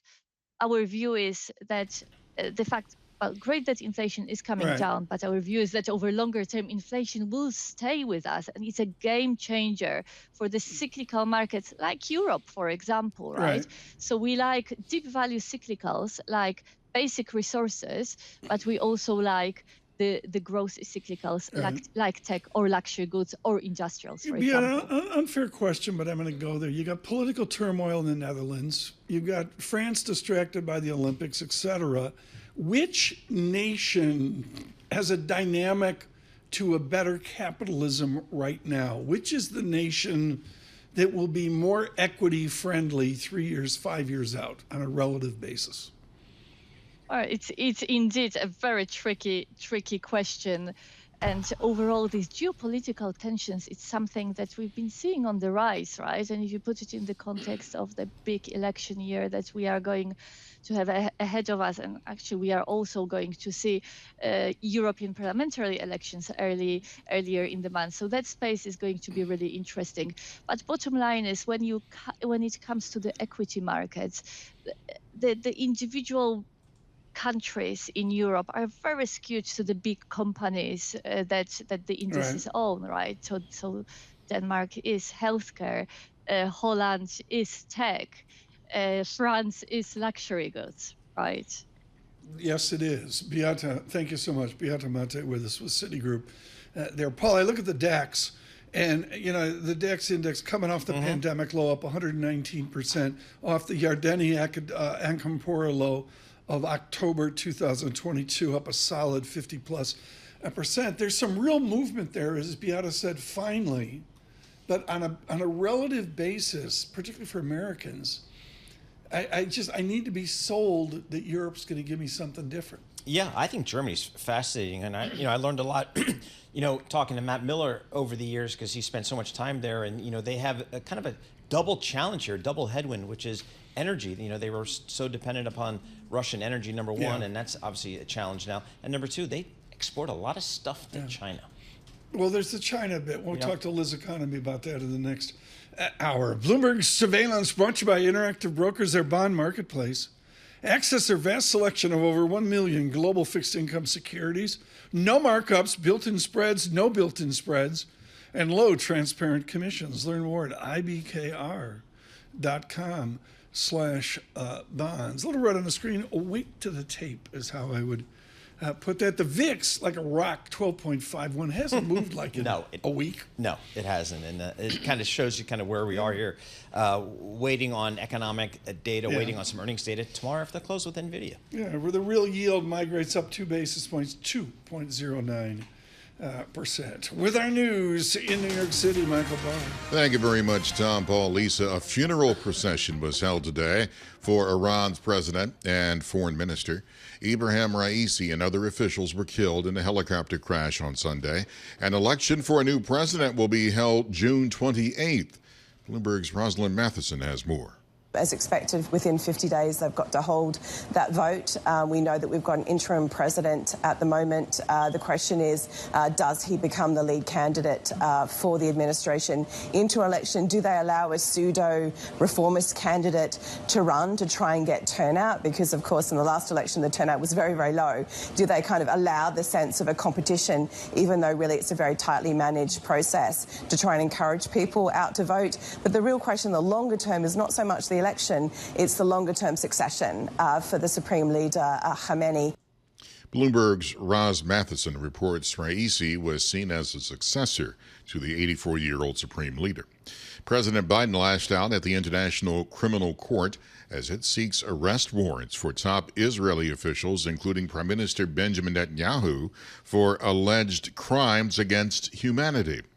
Karim Khan, chief prosecutor of the International Criminal Court. Unfortunately, these crimes continue to this day. Israel, like all states, has the right to defend its population.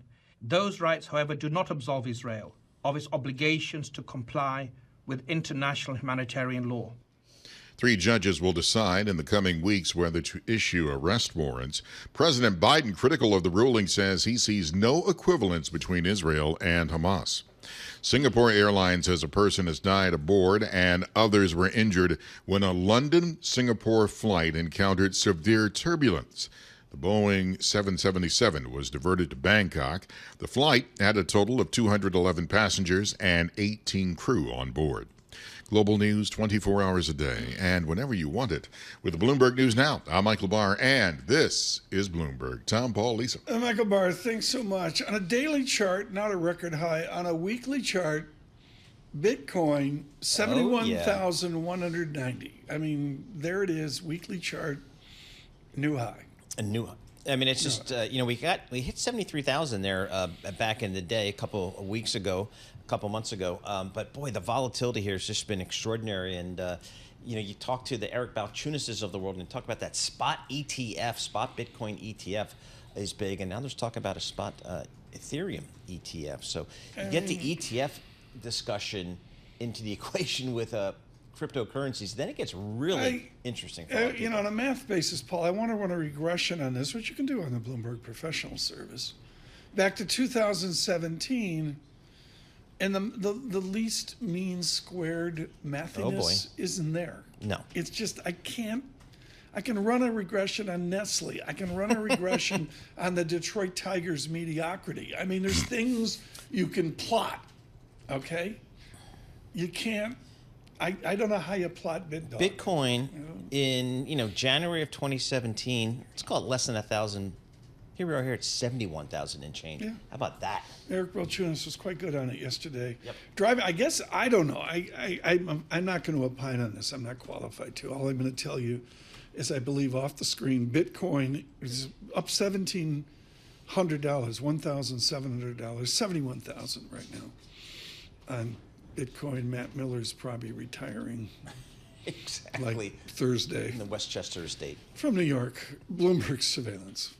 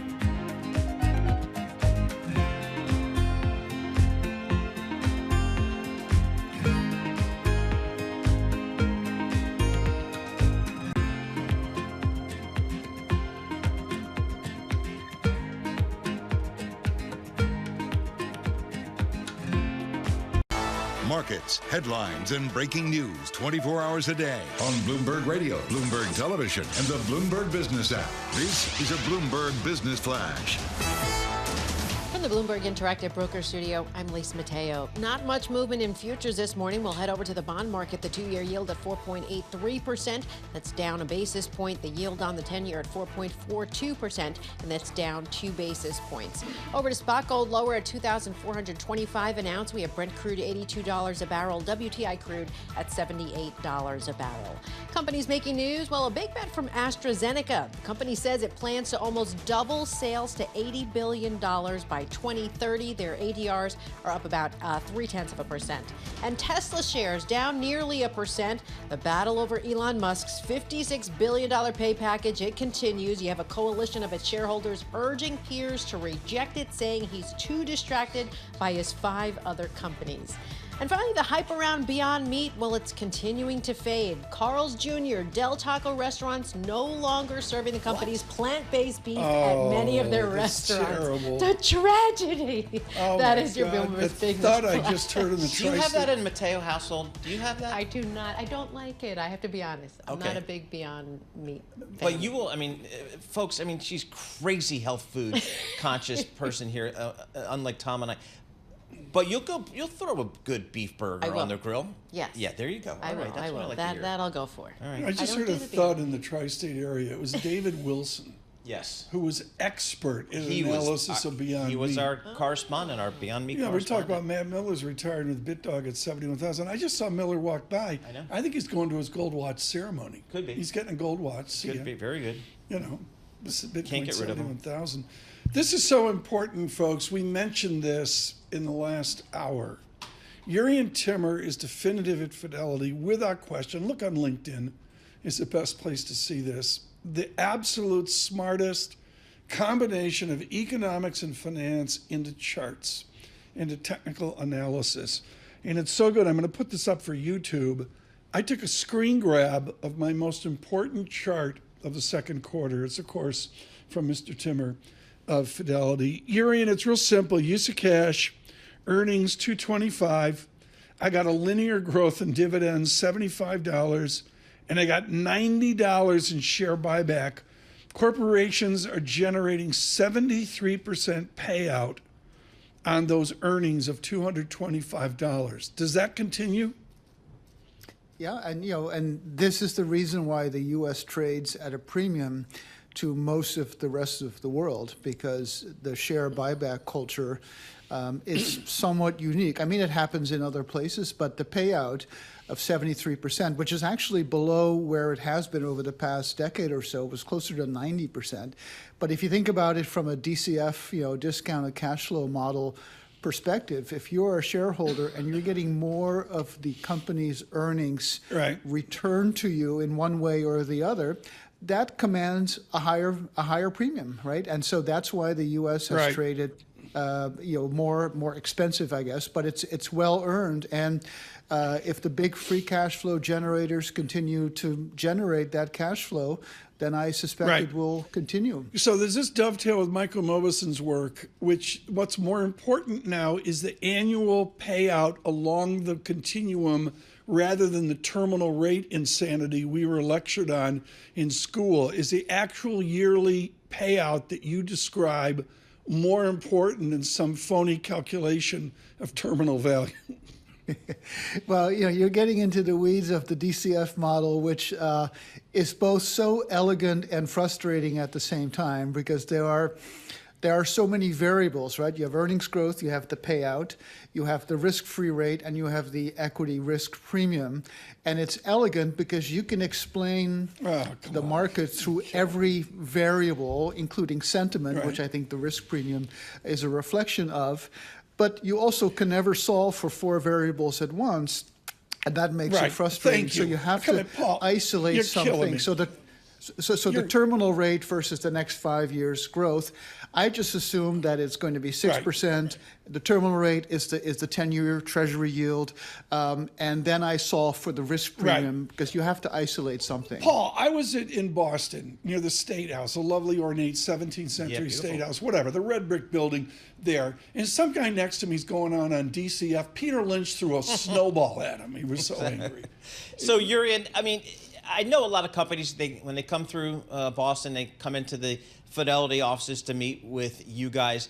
When you're talking about use of cash, how do you, and I'm sure a lot of these companies say, hey, what would you like to see, dividends or buybacks, or what kind of mix? How do you answer that question for these companies?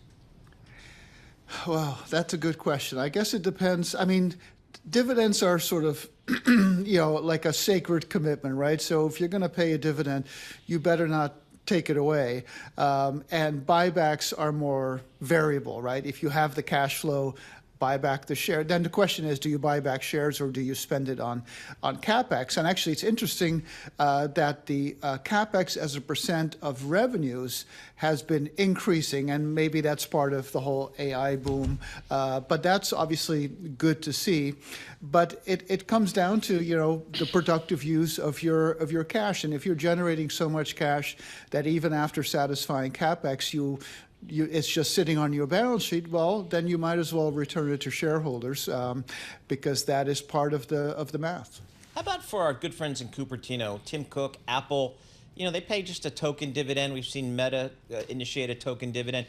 What do you say to the technology companies when they come through your offices about, okay, thank you for the gajillion-dollar buyback, but would a 3% dividend yield kill you? I mean, do you have those conversations with the big tech companies?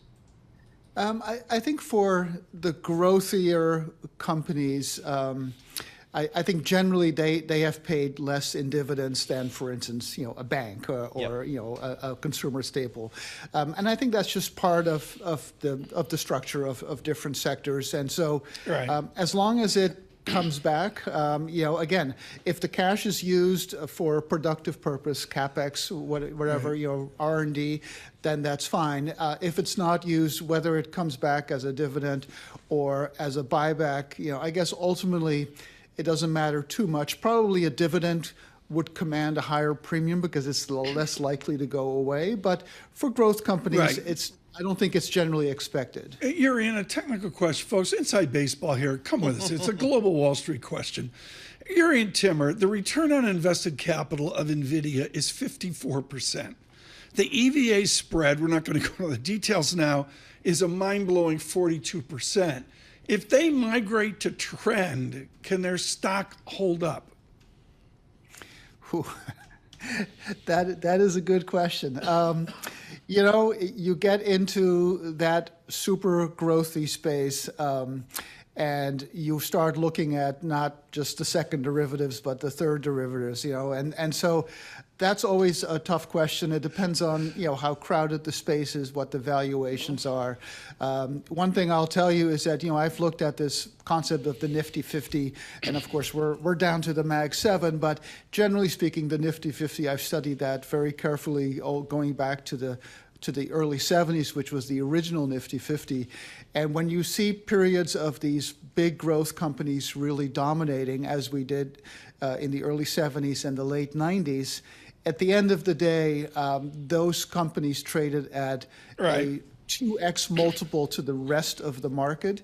And today, the top 50 are trading only at about a 30% multiple. So maybe there's still some room to go because most of their performance has been justified by earnings.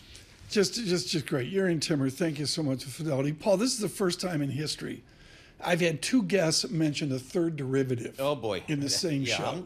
I'm Dan Ives and Jurrien Yep, Timmer. Exactly. So that's what I got to look at. Can I say good morning to Cornell? Yes, absolutely. High above Cayuga's Serious waters. math people. Fabulous math, world-class geometry. And you go first derivative, second derivative. We all learned that in Newtonian calculus. And in the XYZ space of differential geometry, it's called, are you ready? The torsion of the curve. Wow. This is, good morning to MIT and George Struick from 70 years ago. Math. But I'm sorry, Cornell. high Yep, above. serious. They I own know. it. They are They serious. invented it. Like the three-dimensional torsional geometry Torsional. of You the got that, Ken? third derivative. Next week we'll discuss the fourth derivative. Probably lose half our audience, but hey. We're on YouTube. Speaking of that, good morning to all of you. Oh, we're going to come on, kinks. Kinks. Never enough kinks. Good morning.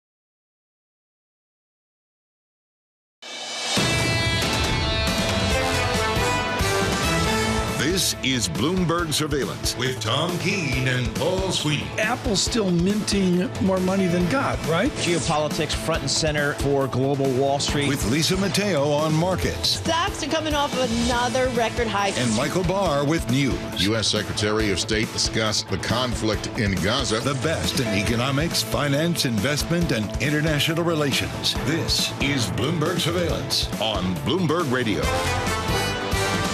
Math class is in order. Good morning, everyone. Tom Keene and Paul Sweeney on economics, finance, investment, international relations, on calculus. Elizabeth Economy in this hour.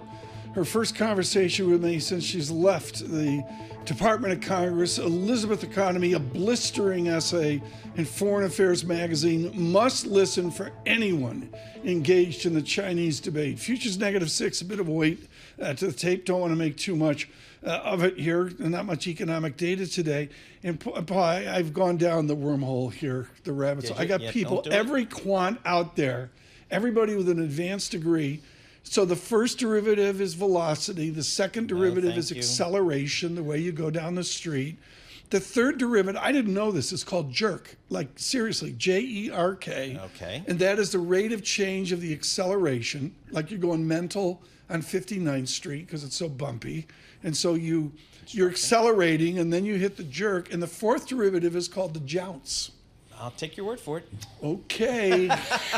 Just lost 2/3 of the audience on YouTube. We say good morning. Please stay with us on YouTube. Subscribe to Bloomberg Podcasts. And, of course, search Bloomberg Podcasts to get us anytime you can. Bloomberg Surveillance this morning. Brought to you by BNY Mellon Insight, June 4 to 6, coming up in Nashville. Don't miss the essential event for the financial advice community. Visit insight.bnymellon.com, INSITE, insight.bnymellon.com. And Paul, I hear you get your reservation at Pancake Pantry. We do. We're all set to go. We got the Grand Ole Opry, Ryman Auditorium. We're all set to go. It's a big day. Very good. Right now with our Bloomberg Business Flash, Lisa Mateo. You got it. And we've got red on the screen this morning. Investors waiting for Nvidia's earnings tomorrow. Shares right now of Nvidia are a little changed. The stock rose 2.8% in New York yesterday, setting that NASDAQ 100 index to another record high. So checking in with NASDAQ futures, well, we're down about 0.3%. We're at 18,705. Dow futures little change at 39,921. And S&P futures down about 0.1% at 5,324. Now this morning, we have a shift in retail, shift over to retail because we've been talking about tech so much. We have Lowe's. They are up more than 2%. They reported comparable sales that first quarter that beat estimates. And then you have Macy's up about 3%. Profits beat estimates. That pushed the company to raise its outlook for the remainder of the year. We also hearing from AutoZone, reported strong earnings for that fiscal third quarter, but same store sales overall disappointed. So those shares are down about 1% right now. We're waiting for Urban Outfitters. We'll keep you posted on that. And as far as the bond market, the 2-year yield at 4.85%. That's little change. And the yield on the 10-year at 4.43%. That's down 1 basis point. That is your Bloomberg Business Flash. Tom and Paul. Hey, Lisa, thanks so much. Shout out BTIG. Thank you for the calculus lesson there. Greatly appreciate it. Anna Wong is like, God, don't ask me about the third derivative, please, Tom. But let's just go back to the Newtonian envy of economics. Anna, right now, what is the first derivative or the deceleration of inflation that you see out there? Is it describable? Is there a vector of disinflation in place? Yeah, so we just heard from Chris Waller, who's just started speaking at 9 o'clock at Peterson Institute just now. And he said if he has to give a grade to the most recent CPI report, it would be a C+. It's not stellar. Oh, that's just amazing. That's what I got in calculus, Dr. Wong. What a small world. Continue with the Adam Posen Chris Waller event. So, yeah, he said so in terms of the first derivative, it's not accelerating. So that's why it's not a D or F, but it's not the level of that rate of change is not great either because it's 0.3. It's just not the most stellar CPI report. You need to get it down to a monthly pace of 0.2 to be consistent with the Fed's 2% target. So yeah, and I think another vector of the inflation first derivative story is what happens to productivity. And Chris Waller is one of the most, I think so far, if I have to give a grade to the forecasting prowess of Fed officials, I would give Chris Waller an A because he also said just 2 months ago that he think productivity has a level versus first derivative story. So level is zero derivative, right? And there are a lot of things boosting productivity level, which is the output per hour. But in terms of growth rates, there's still very little evidence to suggest that productivity growth has picked up, which means that there's with the latest productivity number we saw for the quarter, which is 0.3% growth, it means that there's still a lot of inflationary pressure in the pipeline. You know, Tom, Anna received her PhD in economics from the University of Chicago, and I think those people like math. But they like math, but they're not like slaves to math, like so many other schools. I was told there wouldn't be math involved here. So, Anna, you know, talk to us about the labor market here. I kind of feel like it's tough for the Fed to cut rates when, I don't know, everybody's got a job, wages are going up. I don't know if the immigration factor is a thing. How do you think about the labor market? How do you think the Fed looks at the labor market? Yeah, so I think the message coming out of the 44 Fed public engagement since the May meeting has been quite consistent. Really? That 45 people have spoken so far. Speaking engagements? You're the second person who asked me that question, and no, they don't. Well, I'm a Wall Street person. I think money drives everything. Public service is all about. Oh, okay. I've heard about that. Right. So I think the consistent message coming out from the Fed is there are two paths to rate cuts. There's an asymmetric bias toward rate cuts from the Fed's perspective. Number one is if inflation comes down, even without the labor market slowing down. And I think a lot of Fed officials think it's possible because they view the immigration factor as overall a free kind of disinflation for the economy. And the second path is simply that the labor market surprisingly slowed down. And interestingly, Waller today did point to evidence that the labor market is sort of slowing down. We heard from Bostic yesterday, and Anna Wong, I say this with immense respect for the political economics, the social economics of Chicago. And the last question that he got from Mike McKee, and I thought he answered it brilliantly, was this aggregate tendency of economics across 2 or 3 Americas. Can you aggregate America's political and social economics now to a good macroeconomic outcome? Or are we so disaggregated in this nation, we've got to look at it piecemeal?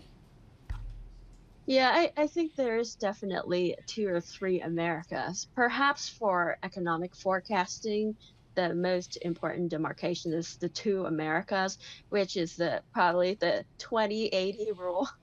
The 2080 rule just applies to everything, including even thinking about economics. So right now, top 20% holds most of the wealth gains from the pandemic. The excess savings are still present and alive with the top 20%, whereas the bottom 80%, not so much. However, in terms of forecasting the aggregate consumption, aggregate demand, it's interestingly, past economic research does shows that as long as the bottom 80%, the more wealth inequality you have, the more tendency for savings, precautionary savings to go up, and as a result, aggregate demand should eventually slow. Right. However, from the perspective of recessions and cyclical business cycle, it is the rich, the spending decisions of the rich who will drive the swings in consumption because they are the ones who have the discretionary spending to cut back.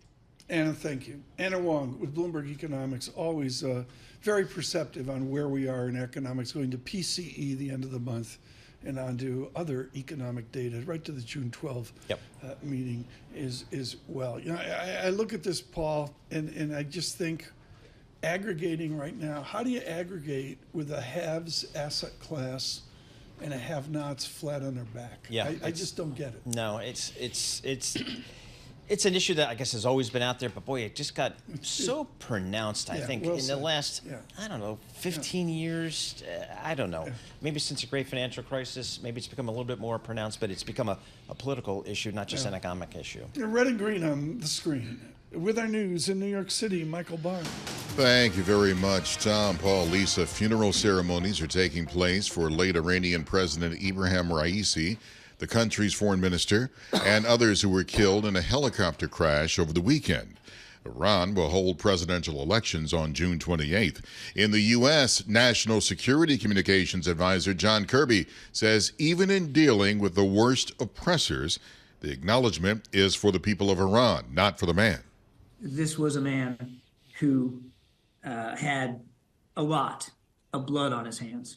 That said, as we in any other case, we certainly regret in general the loss of life. The government blamed bad weather and dense fog for the helicopter crash. A flight from London to Singapore was hit by severe turbulence before it was diverted to Bangkok earlier today. Singapore Airlines confirmed one person died and more than 30 others were injured during the rough flight. Donald Trump is expected back in court this morning after an explosive day in his hush money trial. Trump's legal team called Robert Costello, a lawyer who advised Trump fixer Michael Cohen, to the witness stand. The judge furiously eventually cleared the courtroom yesterday and called Costello's behavior contemptuous. Costello ultimately resumed testimony. The embattled head of the FDIC, Martin Gruenberg, is stepping down following a report on a toxic work environment at the Bank Deposit Insurance Agency. Bloomberg's Jody Snyder has more from Washington. He decided to resign. Said for a while he was going to, stay, and the White House had stood by him. But then he really lost yesterday. He lost Senate Banking Committee Chairman Sherrod Brown, who said new leadership was needed, and the political pressure was just too much. And this a key Democrat called out, but this was Sherrod Brown calling on Joe Biden to replace him. Bloomberg's Jody Schneider reports the White House is promising to move quickly on a successor. Global news 24 hours a day and whenever you want it with Bloomberg News Now. I'm Michael Barr, and this is Bloomberg. Tom, Paul, Lisa. Thanks so much, Michael. Amy Silverman, always interesting, RBC. Yep. Options, the dynamics of the market. An important interview yesterday with Bloomberg on Nvidia, and she just says the exuberance isn't there. Let me quote exactly. All eyes on Nvidia this week. We've seen a rally, but this time we do not see the same exuberance from options. Amy Silverman out on LinkedIn. That's important. It's important. I mean, she's really looking at the micro changes. Yeah. And all that. Yep, absolutely. I mean, Nvidia stock up 90% this year, Tom, up over 200% on a trailing 12-month basis. Yeah. Market cap, $2.33 trillion in market cap. Again, this thing is tripled. Yeah. I know you're going to sell Elizabeth economy here, but I gotta say, coming up, folks, is the interview of the quarter, if you will, on China. She's definitive. The book, The Third Revolution, Xi Jinping and the New Chinese State, was my book of the summer. Okay. Umpteen years ago, and she was shockingly prescient. I can't say enough about it. She has a blistering essay out with Foreign Affairs, her first statement since she assisted Gina Raimondo at Commerce. Okay. So this thing coming up is really special with Elizabeth economy. VIX 12.49, red and green on the screen from New York. It's Bloomberg surveillance.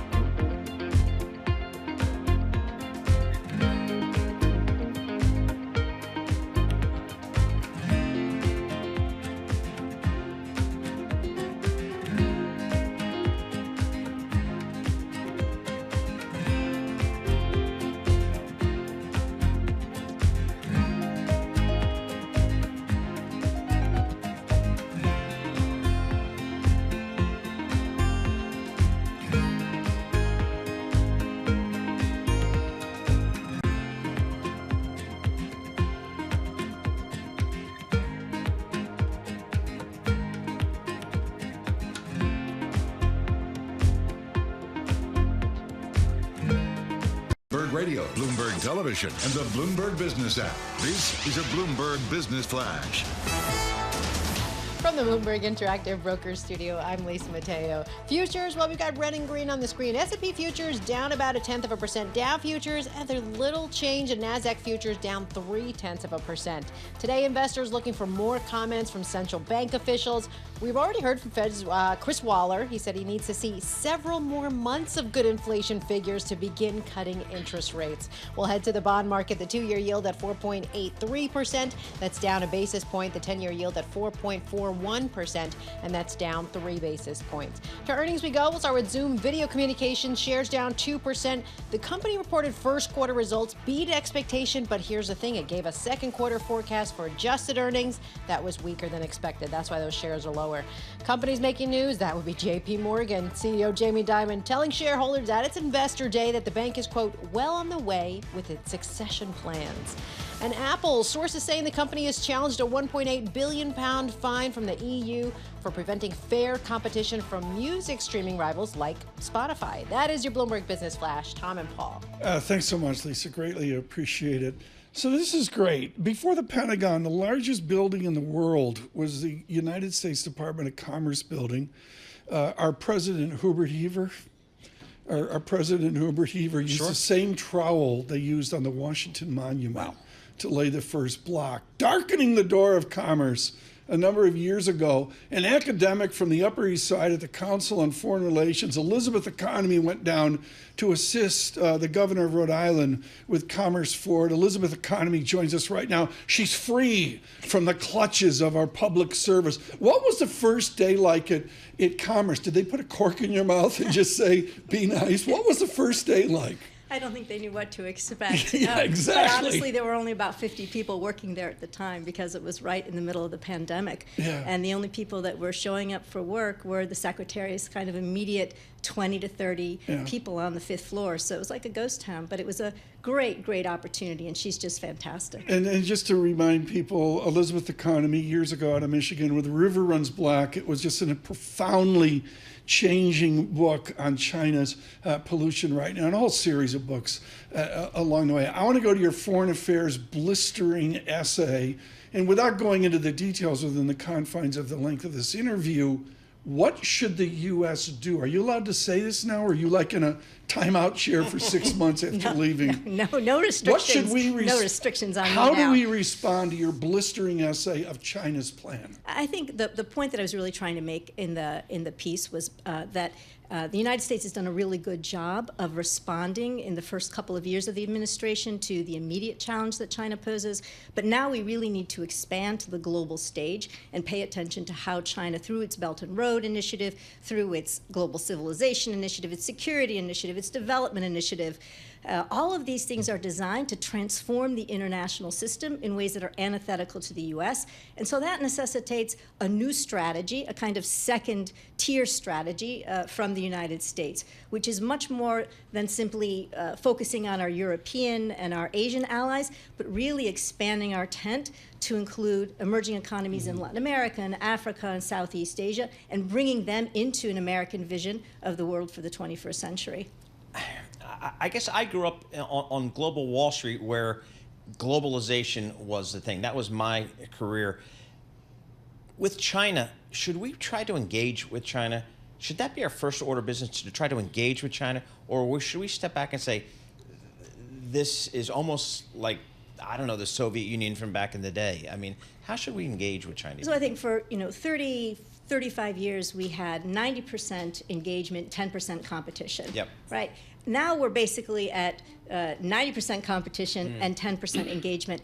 I think actually, unfortunately, we've got it about right at this point. Okay. I think we need to understand that China's not interested in the kind of engagement that we've pursued for 30-some years. They have their own vision. They want their own norms, their own values, their own interests reflected on the global stage. Your book, The Third Revolution, was my book of the summer. It seems ages ago, pandemic ago as well. In it, you were really controversial about the power that President Xi has in China. Has he solidified his power? Is he impregnable now? I don't know whether anyone is impregnable. Certainly, he's done an amazing job of bringing institutional power into his own hands. What we don't know is, how much his personal power actually radiates through society. What is the real legitimacy of Xi Jinping among the Chinese people? We have some polls, for example, that show that urban Chinese would really like to have greater freedom of speech. They'd really like, greater property rights, the right to assemble. I think you can look and see a lot of dissatisfaction in the country if you look beneath the surface. We don't have 180,000 protests on the streets the way we used to because Xi Jinping has put in place this incredible repressive apparatus. But that's not to say discontent is not still there. The heart of the matter, and folks, I attended the Council on Foreign Relations where I'm a member of a very important conference by Gina Raimondo. I've got a business, Paul, as you mentioned, a business globalization structure debating China. And I've got a president of the United States worried about 4 swing states, so he's anti-China. And the candidate for the Republican Party, I believe, is anti-China as well. Are we able to have a cogent discussion on China now? Are we literally back to Chiang Kai-shek and the ballet post-World War II? I think that we're able to have a cogent discussion, but the parameters have shifted so that there's a new realization about the real challenge that China presents. I think we don't want to go down the rabbit hole where everything is about competition. We need to do what the Biden administration started out to do, which is to look for areas of common ground and common purpose, to try to find communication channels on the military to military cooperation. We don't want this relationship to devolve into kinetic conflict. But it's also true that we recognize we can't continue that globalization without any protection for the American economy. You can argue whether we're swinging too far in one way. You can argue whether or not we actually have been very clear about what we're doing in terms of our economic strategy on the grounds of national security or economic competitiveness. I think we can do a better job there. I'm running out of time. Can you make this a weekly appointment? Come on. Elizabeth economy, we've deployed 4 military bases in a new military effort from the northern Philippines down to somewhere in the vicinity of Indonesia. We've got to build out in Australia, et cetera, et cetera, et cetera. Is the Pentagon going to be our State Department to China in the next 5 years? No, I think the Commerce Department has been our State Department to listen, China. She's such a homer. And good thing, too, because the Secretary is really the star. No, I mean, I think our economic strategy has... Rich, is she still working for the government or not? Did I not get the memo? No, I think again, we've enacted so many different kinds of new economic policies that have a pretty significant impact on China. I think that has been our first foot forward. But it's also true that if we're looking at issues like Taiwan, or as you're suggesting, the Philippines and the South China Sea, the military has to be front and center. How alone is Nick Burns over there? A good friend of the show, Nicholas Burns out of Wellesley, and all of his public service as well. Is our State Department alone in Beijing? No, I think he's done an amazing job of engaging, frankly, with our other ambassadors from our allies and partners. So he's got a lot of support, a lot of friends. I think in the earlier days of the pandemic, it was extremely difficult, but he's been an amazing ambassador. Lisa wants to know, I mean, do you really think that high school kids now should pick up Mandarin as a third language? I mean, absolutely. Absolutely. Absolutely. We need the next generation of China scholars and China policymakers. We need people to be informed about this country. It's 1.3 some billion people, the second, largest economy, largest military. Why do we not want to be expert and Everybody informed? wants to know, when's the new book? What are you doing here? You're just slacking off 6 hours a day. When's I know, the new really, book? right? Come on. The polarized polity, looking at polarization in China, arguing that it's easily as In polarized. domestic China. Easily as polarized as the United States, and implications for China's future economic growth. What's her name? Is Scarlett Johansson? Is that, how do you pronounce her name? Johansson. Johansson. I don't think she's going to be sell the movie rights? I don't think she's going to be starring Scarlett's as Xi Jinping anytime soon. When does this tome come out? Let's call it 2.5 years. 2.5 years from now, great. Elizabeth Economy, do not be a stranger. Her public service to the nation at Commerce, now ensconced at the Council on Foreign Relations, definitive on China. Look for her writings. I can't say enough about her first effort for Foreign Affairs magazine. Look for that. It's a blistering essay, a to-do list for America with China. Red and green on the screen to the market open. Nvidia tomorrow afternoon. Carol and Tim will have that for you. Bloomberg Surveillance.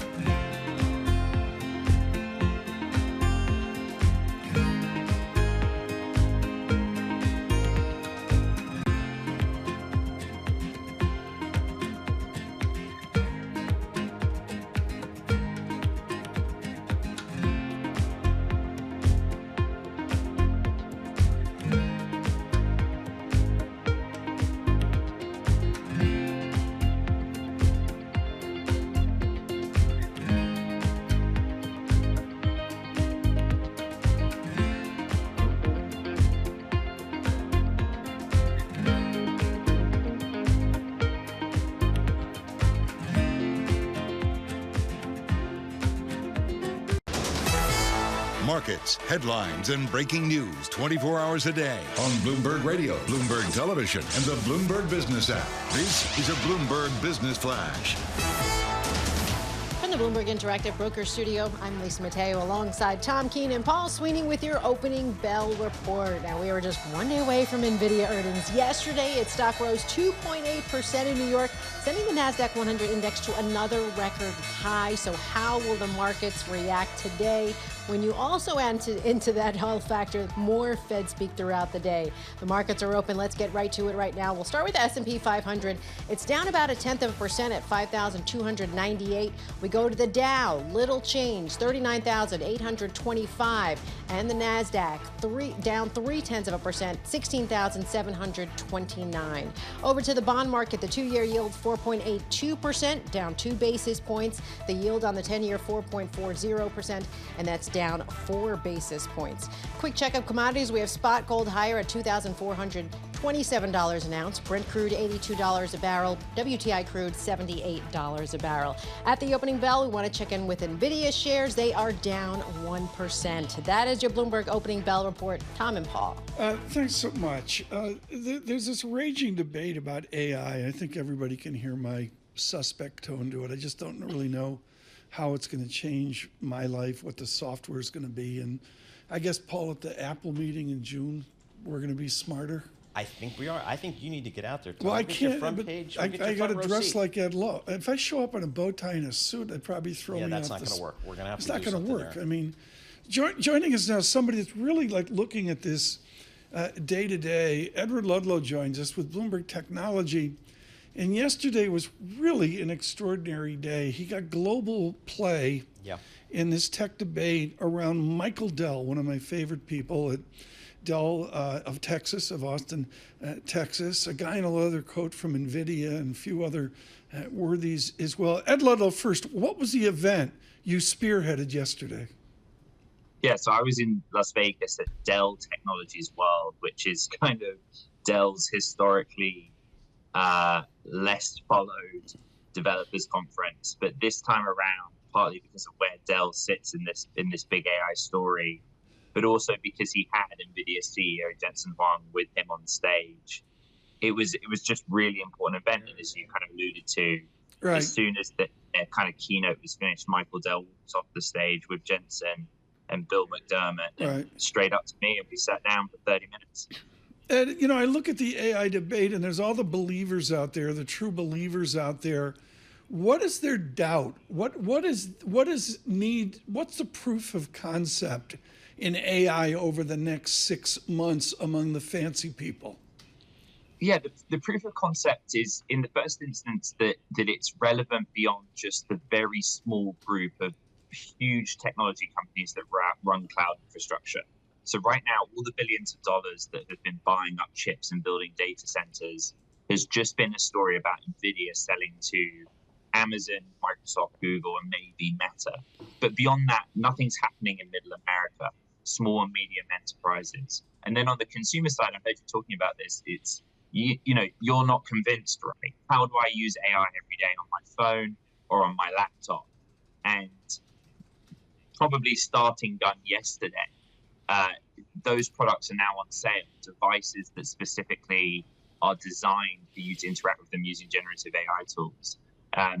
But I think that you're right. There's a lot of skepticism out there that anyone beyond sort of the most tech au fait is ready for this. So, Ed, just talk to us about kind of what Nvidia and Dell are doing, because when I think of Dell, obviously we all think of personal computers, but Dell's just been on the leading edge of consumer devices for such a long time. What does Nvidia and Dell getting together mean? Yeah, it's really crucially important, especially because of Nvidia's earnings in just over 24 hours time, right? Michael Dell, very good at selling stuff, and they're very good at selling stuff to businesses, big and small, government agencies, public sector groups. When we talk about, Dell, many of your listeners will think, oh, I used to have a Dell desktop, or I used to have a Dell laptop, or whatever it might be. But actually, the mainstay of their business is they build servers. So they take NVIDIA's high-performance chips, their AI accelerators, the brains that do the compute behind designing artificial intelligence, and they package them up along with cabling, networking gear, and they stick them in very large offices, and they're really good at it. And what's important about the NVIDIA relationship is NVIDIA is on this just unbelievable ride. You got the stock. Jensen's never had to sell anything to anyone, let alone an SME, so he needs Michael Dell. Okay, you're in Irvine, California. What does AI mean? How's it going to be applied at the University of California at Irvine? I think that's like just one basic idea. Don't tell me that it's going to be a different search engine than Google. Nobody cares because it works now. What is AI? What is Michael Dell going to do for UCI? I'm in Irvine, California on a top secret project, which was not to be revealed and will be at a later date. But I think it's simply about efficiency and time. You know, when we're talking about generative AI tools, we're talking about chatbots. Me putting a text command prompt into a box and getting an answer back. Or I'm talking about automation. You know, you talk about UC Irvine, they have a large, for example, medical and biomedical department. You know, a big picture, a researcher sitting at their desk can basically get to the root of what they're looking for in terms of, you know, research breakthrough or drug discovery or genetic analysis quicker using generative AI technology than they'd previously been able to. And so I think it's just about getting a lot more done. But again, I have some skepticism in my voice. It sounds so easy. A lot of spending on expensive computers has to happen first. Right. Again, one more question here, just because of the audio this morning. And folks, he's in Irvine, California, because he's checking out at Nep Cafe, the French Vietnamese coffee. That's why he's in Irvine right now. Ed Ludlow, take us all forward to the Apple meeting in June. Paul Sweeney's making a big deal about this. Dan Ives is foaming at the mouth. Is it really going to be a big deal when you attend that? It probably is going to be a big deal because Apple has kept its cards close to its chest. You know, again, very simple. Tom, I think you're an iPhone user, right? I'm an iPhone user. There is no publicly stated, here is what AI looks like on the iPhone yet. Everyone else has done it. You know, we know what AI-capable smartphones on Android look like. The whole point of Dell yesterday was they introduced 5 different PCs that are AI-enabled, that have specific AI hardware. Apple's not done that yet. And based on Mark Gurman's reporting at Bloomberg News and all what I'm hearing, Apple will finally show its hand. And the investors really need it to. I think there's a lot of concern that they haven't got to this earlier. Well, Ed Ludlow, thank you so much, and thank you for driving the conversation forward with Michael Dell and company yesterday. Nice. Of course, the show is Bloomberg Technology. To me, Irvine is just that place out of LAX. Yes, I mean, I'm like the East Coast idiot. You know, my son just moved from Denver to LA, and he's just like, oh my God, this is a huge place. How do you get around it? It's huge. There you go, my friend. It is. Good luck with that. You know, there is no LA. There's this. It's just out there. It's stuff. It's all over the place. No, it's SoCal. Out. It's like the only equivalent. I think Oklahoma City is sort of the same way, but it's just like it's like everywhere. And they go like the minimum Uber drive I think I've ever taken there's $100 because like you go, it's next door, and by New York standards, it's like Central New Jersey. Right. Right. And there's that whole thing is, well, I mean, what are we setting up for with Nvidia tomorrow? Are we going to see this thing go down 40%? Interesting, Tom. Yeah, that'll be interesting. I mean, I'm trying to create some tension here. I got to build the ratings for Carol and Tim. Well, Carol and Tim, yeah, they'll break it down for us tomorrow right at the close like they do here. But again, this company for the last 4 quarters has had very, very high expectations. Yeah. And they've kind of hit it every time. And this, you see it in the stock just rocking and rolling. And Jen-Hsun Huang has become a very wealthy person over the last 12 to 18 months, thanks to the rise in the stock price there. But it goes to all the CapEx plans of Hollywood and entertainment. We talk about Irvine or Hollywood or whatever. And 3-4 years ago, everybody was going to do a gajillion square feet of production studios and all that in Hollywood. I really wonder where that is 12 months from now. Yeah, I just don't know. I don't know. And, we'll see. You have one of the major handful of studios in the world up for sale here at Paramount, and seemingly they can't give it away here. So we'll have to see how that plays out. I'm following, Lucas Shaw at Bloomberg News. I'll follow his reporting, and he'll break it, I'm sure, and have the latest. Out on YouTube, the live chat. Thank you for the live chat on YouTube. Irvine, Newport Beach is a beautiful place, and we learned that earlier this week. Anthony Crescenzi surfing at Pimco at the Wedge. Exactly. It's more challenging than what I would do, but it's God's country. Down to Laguna Beach. And, There's smart people out there. They're not just bond geeks. They get up early, though. I mean, they do. That's a great point, Tom. They got to get. I mean, the bond market. Bond people start kind of getting busy around 7 a.m. Wall Street time, and that's 4 a.m. I'm trying to get Bill Gross on. I don't, Bill, if you're listening, we're trying to get you on. Talk to your people. My people talk to your people, and that as well. I got a pre-Nvidia churning screen. Right. That's all there is. What's going to be the slowest trading day of the year? It's been kind of calm here. And Tom, your VIX is sitting right at 12. Shouldn't it be at like 20 or something? I don't know. Euro yen, we haven't even mentioned. Euro yen, 169.52 like a rock. Really hasn't printed through 170 weaker yen, but that's something for the Pacific Rim. With our news in New York City, Michael Barr. Thank you very much, Tom, Paul, Lisa. Testimony continues for defense witness Robert Costello at Donald Trump's hush money trial in Manhattan. Yesterday was an explosive day in the trial. Trump's legal team called Costello, a lawyer who advised Trump fixer Michael Cohen. However, the judge became furious and eventually cleared the courtroom over Costello's behavior. Judge Marchand called Costello's behavior contemptuous. Former President Donald Trump has reached a fundraising milestone in this election cycle. Bloomberg's Jody Snyder has more on April fundraising from Washington. He has now, for the first time in this election cycle, raised more money than Joe Biden.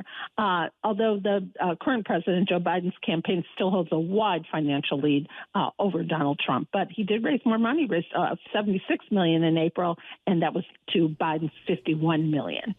Bloomberg's Jody Schneider reports President Biden still has more than twice as much cash on hand as the former president at $192 million. In Iran, the funeral of the late president has begun. Thousands of people line the streets of the northwestern city of Tabriz as the coffins of President Ibrahim Raisi and 7 members of his entourage were driven by. Another funeral service will be held in the holy city of Qom tonight, and then the bodies will be moved to the Iranian capital, Tehran. Iran's heads of government have set June 28th as the date for the election of a new president. Meanwhile, speaking on the floor, Senate Minority Leader Mitch McConnell noted the history of the country leaves him little hope that the relationship between the U.S. and the next Iranian president will be any better. The untimely death of the president of Iran does not change the underlying threats this regime poses to its own citizens, to its region, and to the free world. Iran's recovery teams reported the weather conditions were very poor in the region where the wreckage was found in Iran's rural mountains. Global news 24 hours a day and whenever you want it with Bloomberg News Now. I'm Michael Barr. This is Bloomberg. Tom, Paul, Lisa. And to carry right off that, Paul, I know you're going to tell us about Mr. Gurr's appearance here in a moment, but the big take yesterday was a very nice, cogent summary of Iran forward. We got that from Golnar Montevalli, and Ariel Cohen, I thought, was brilliant yesterday. On to give us a briefing on that. Yeah, I guess what I learned, it's the president obviously has a significant role in the country, but really it's up to the Ayatollah for the big issues for that country, and there's no change there. We're going to get a good briefing on this coming up as well. Our briefing on the data is simple. Red and green on the screen, the VIX 12.37, the real yield, the 10-year real yield, 2.08%, really pretty much unched over the last 2-3 days. Of course, a huge anticipation that we'll see off of Jen-Hsun Wang's conversation with Ed Ludlow yesterday. We'll see that with Nvidia tomorrow. Currencies churning as well. Again, I'm watching Euro Yen at a 170 rounded up. From New York City, this is Bloomberg Surveillance.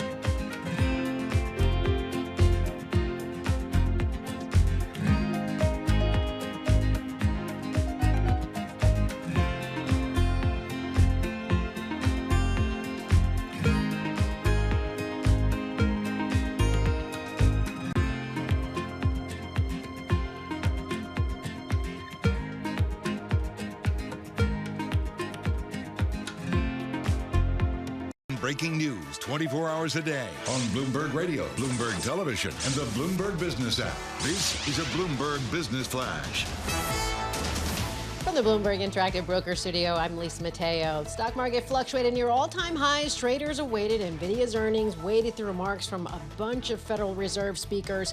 Right now, we have the Nasdaq down 0.3% at 16,729. The Dow, little change at 39,835, and we have the S&P 500 down 0.1% at 5,302. Over to the bond market, the two-year yield 4.82%, down 2 basis points. The yield on the 10-year 4.41%, and that's down 3 basis points. Checking in with shares of Lowe's, they're down nearly 2%. Yeah, the company beat estimates after a boost from professional contractors despite the weak housing market, but those shares lower right now. And then we have Macy's, they're up about 2.5%, raised its outlook for the remainder of the year after beating profit estimates. And then you make a turn to software. Palo Alto, they're down nearly 6%, gave a downbeat forecast, and that's sparking some concerns about a slowdown in cybersecurity services. That is your Bloomberg Business Flash. Tom and Paul. Lisa, thanks so much. The Big Take. It's a longer podcast than Single Best Idea because it's a smarter person joining us. David Gura, host of the Big Take podcast, which every day has a different theme. And when the news flow changes, David Gura changes. So there you were, like all of us, in shock Saturday, Sunday night with these deaths in Iran, the emotion there. I mean, some of the comments in the mourning of these people and saying we shouldn't mourn for these people. You know, just part of it is, what tack did you take in piecing together your podcast on Iran? Well, Sarah Holder, who also hosts the show, and I split the show in half. She focused on sort of what the reaction was within Iran and what it means for Iranian domestic politics, and I looked at kind of the broader meaning for the world, what it means for international relations. And so the part in which I looked, we noted the fact that President Biden came onto the job wanting to resurface the nuclear deal that was in place that President Trump scrapped, kind of charted the fact that that hasn't changed yet and is unlikely to. This is just another kind of nail in that coffin. But looked at sort of what had been achieved, yes, by this president who died in the helicopter crash, but by the foreign minister as well. He was so integrally involved, Tom, in this deal that was brokered between Iran and Saudi Arabia after this 7-year freeze, a very fragile détente. He died in this plane crash as well. That was done with the help of China. So it's a funny story in that this is a pivotal moment, yes. 2 very senior members of this administration have died tragically in this helicopter crash. But there's also the sense that we got from Ross Matheson in London, Nick Wadhams in D.C., both of our bureaus there, that things will fundamentally likely stay the same, that you have a supreme leader who's, yes, very aged, but he's divined what's going to happen here, and it's likely to stay the course. But going back to 1979, which you're way too young to remember, David Gura, but you know, the basic idea here is a theocracy in place, and we have no way to get back to our hope or our desire or the ephemeral illusion of the Pahlavi days of royal or even of, dare I say, some form of structured democracy. That's all out the window, right? That feels far away, but every time something like this happens, where there's something anomalous that happens in this country's history, there is a wonder about what could happen. And so I think we're at that point as well. You know, as I said, the supreme leader now in his late 80s, the president who died was seen as widely in the running, likely to be perhaps the next supreme leader of that country. That's all thrown up in the air. So to go to Sarah Holder's portion of the show, of the podcast, she focused on that, sort of what this means for the jockeying internally for who's going to replace the person who really is calling the shots in Iran. And so one wonders if an event like this can create something of a power vacuum, can create some sort of opening for the dissent that we have seen more in recent years to grow into something bigger. I don't think that anybody's expecting that to happen, but it is, yes, another opening where something like that could take place, Tom. I think I probably represent more than a few people who, when you look at this event, you're saying, all right, let me step back. What do the Iranian people want? What do we know about the Iranian people? Because they don't seem that far from wanting to engage, and we see that from every once in a while. What do we know about It's a great question, and we've seen this movement toward, at least in the government level, to a more hardline stance that hasn't been matched by the people in Iran. It's a very good point, Paul. And so what we're looking at now is this mourning period that's going to be followed by a special election, an unexpected election to elect the next president. And what we've seen, this is our best metric of this, is how voter participation has diminished in these last recent years. So you have a supreme leader who, yes, is extremely hardline and has sort of cultivated relationships with politicians who favor him or mirror him or aren't going to challenge him. And as a result of that, you have a lot of everyday Iranians who feel disenchanted by or disillusioned with the political process in that country. And that's a problem for Iran, frankly, because there's always been this veneer that it is a democracy, there are elections, people can participate. And if you see that level of participation continue to diminish, I mean, woefully low participation in the last parliamentary election, that has to indicate to you that, like, this ain't working the way that it used to. Do we have any reason to believe that, again, the death of the president and foreign minister will impact the region? Because, boy, it's a fragile time in that region, and Iran is right smack in the middle of it. When you think about it, Israel and Gaza and all that. It's something that I think we're going to continue to watch extremely closely. So I mentioned Saudi Arabia in that deal.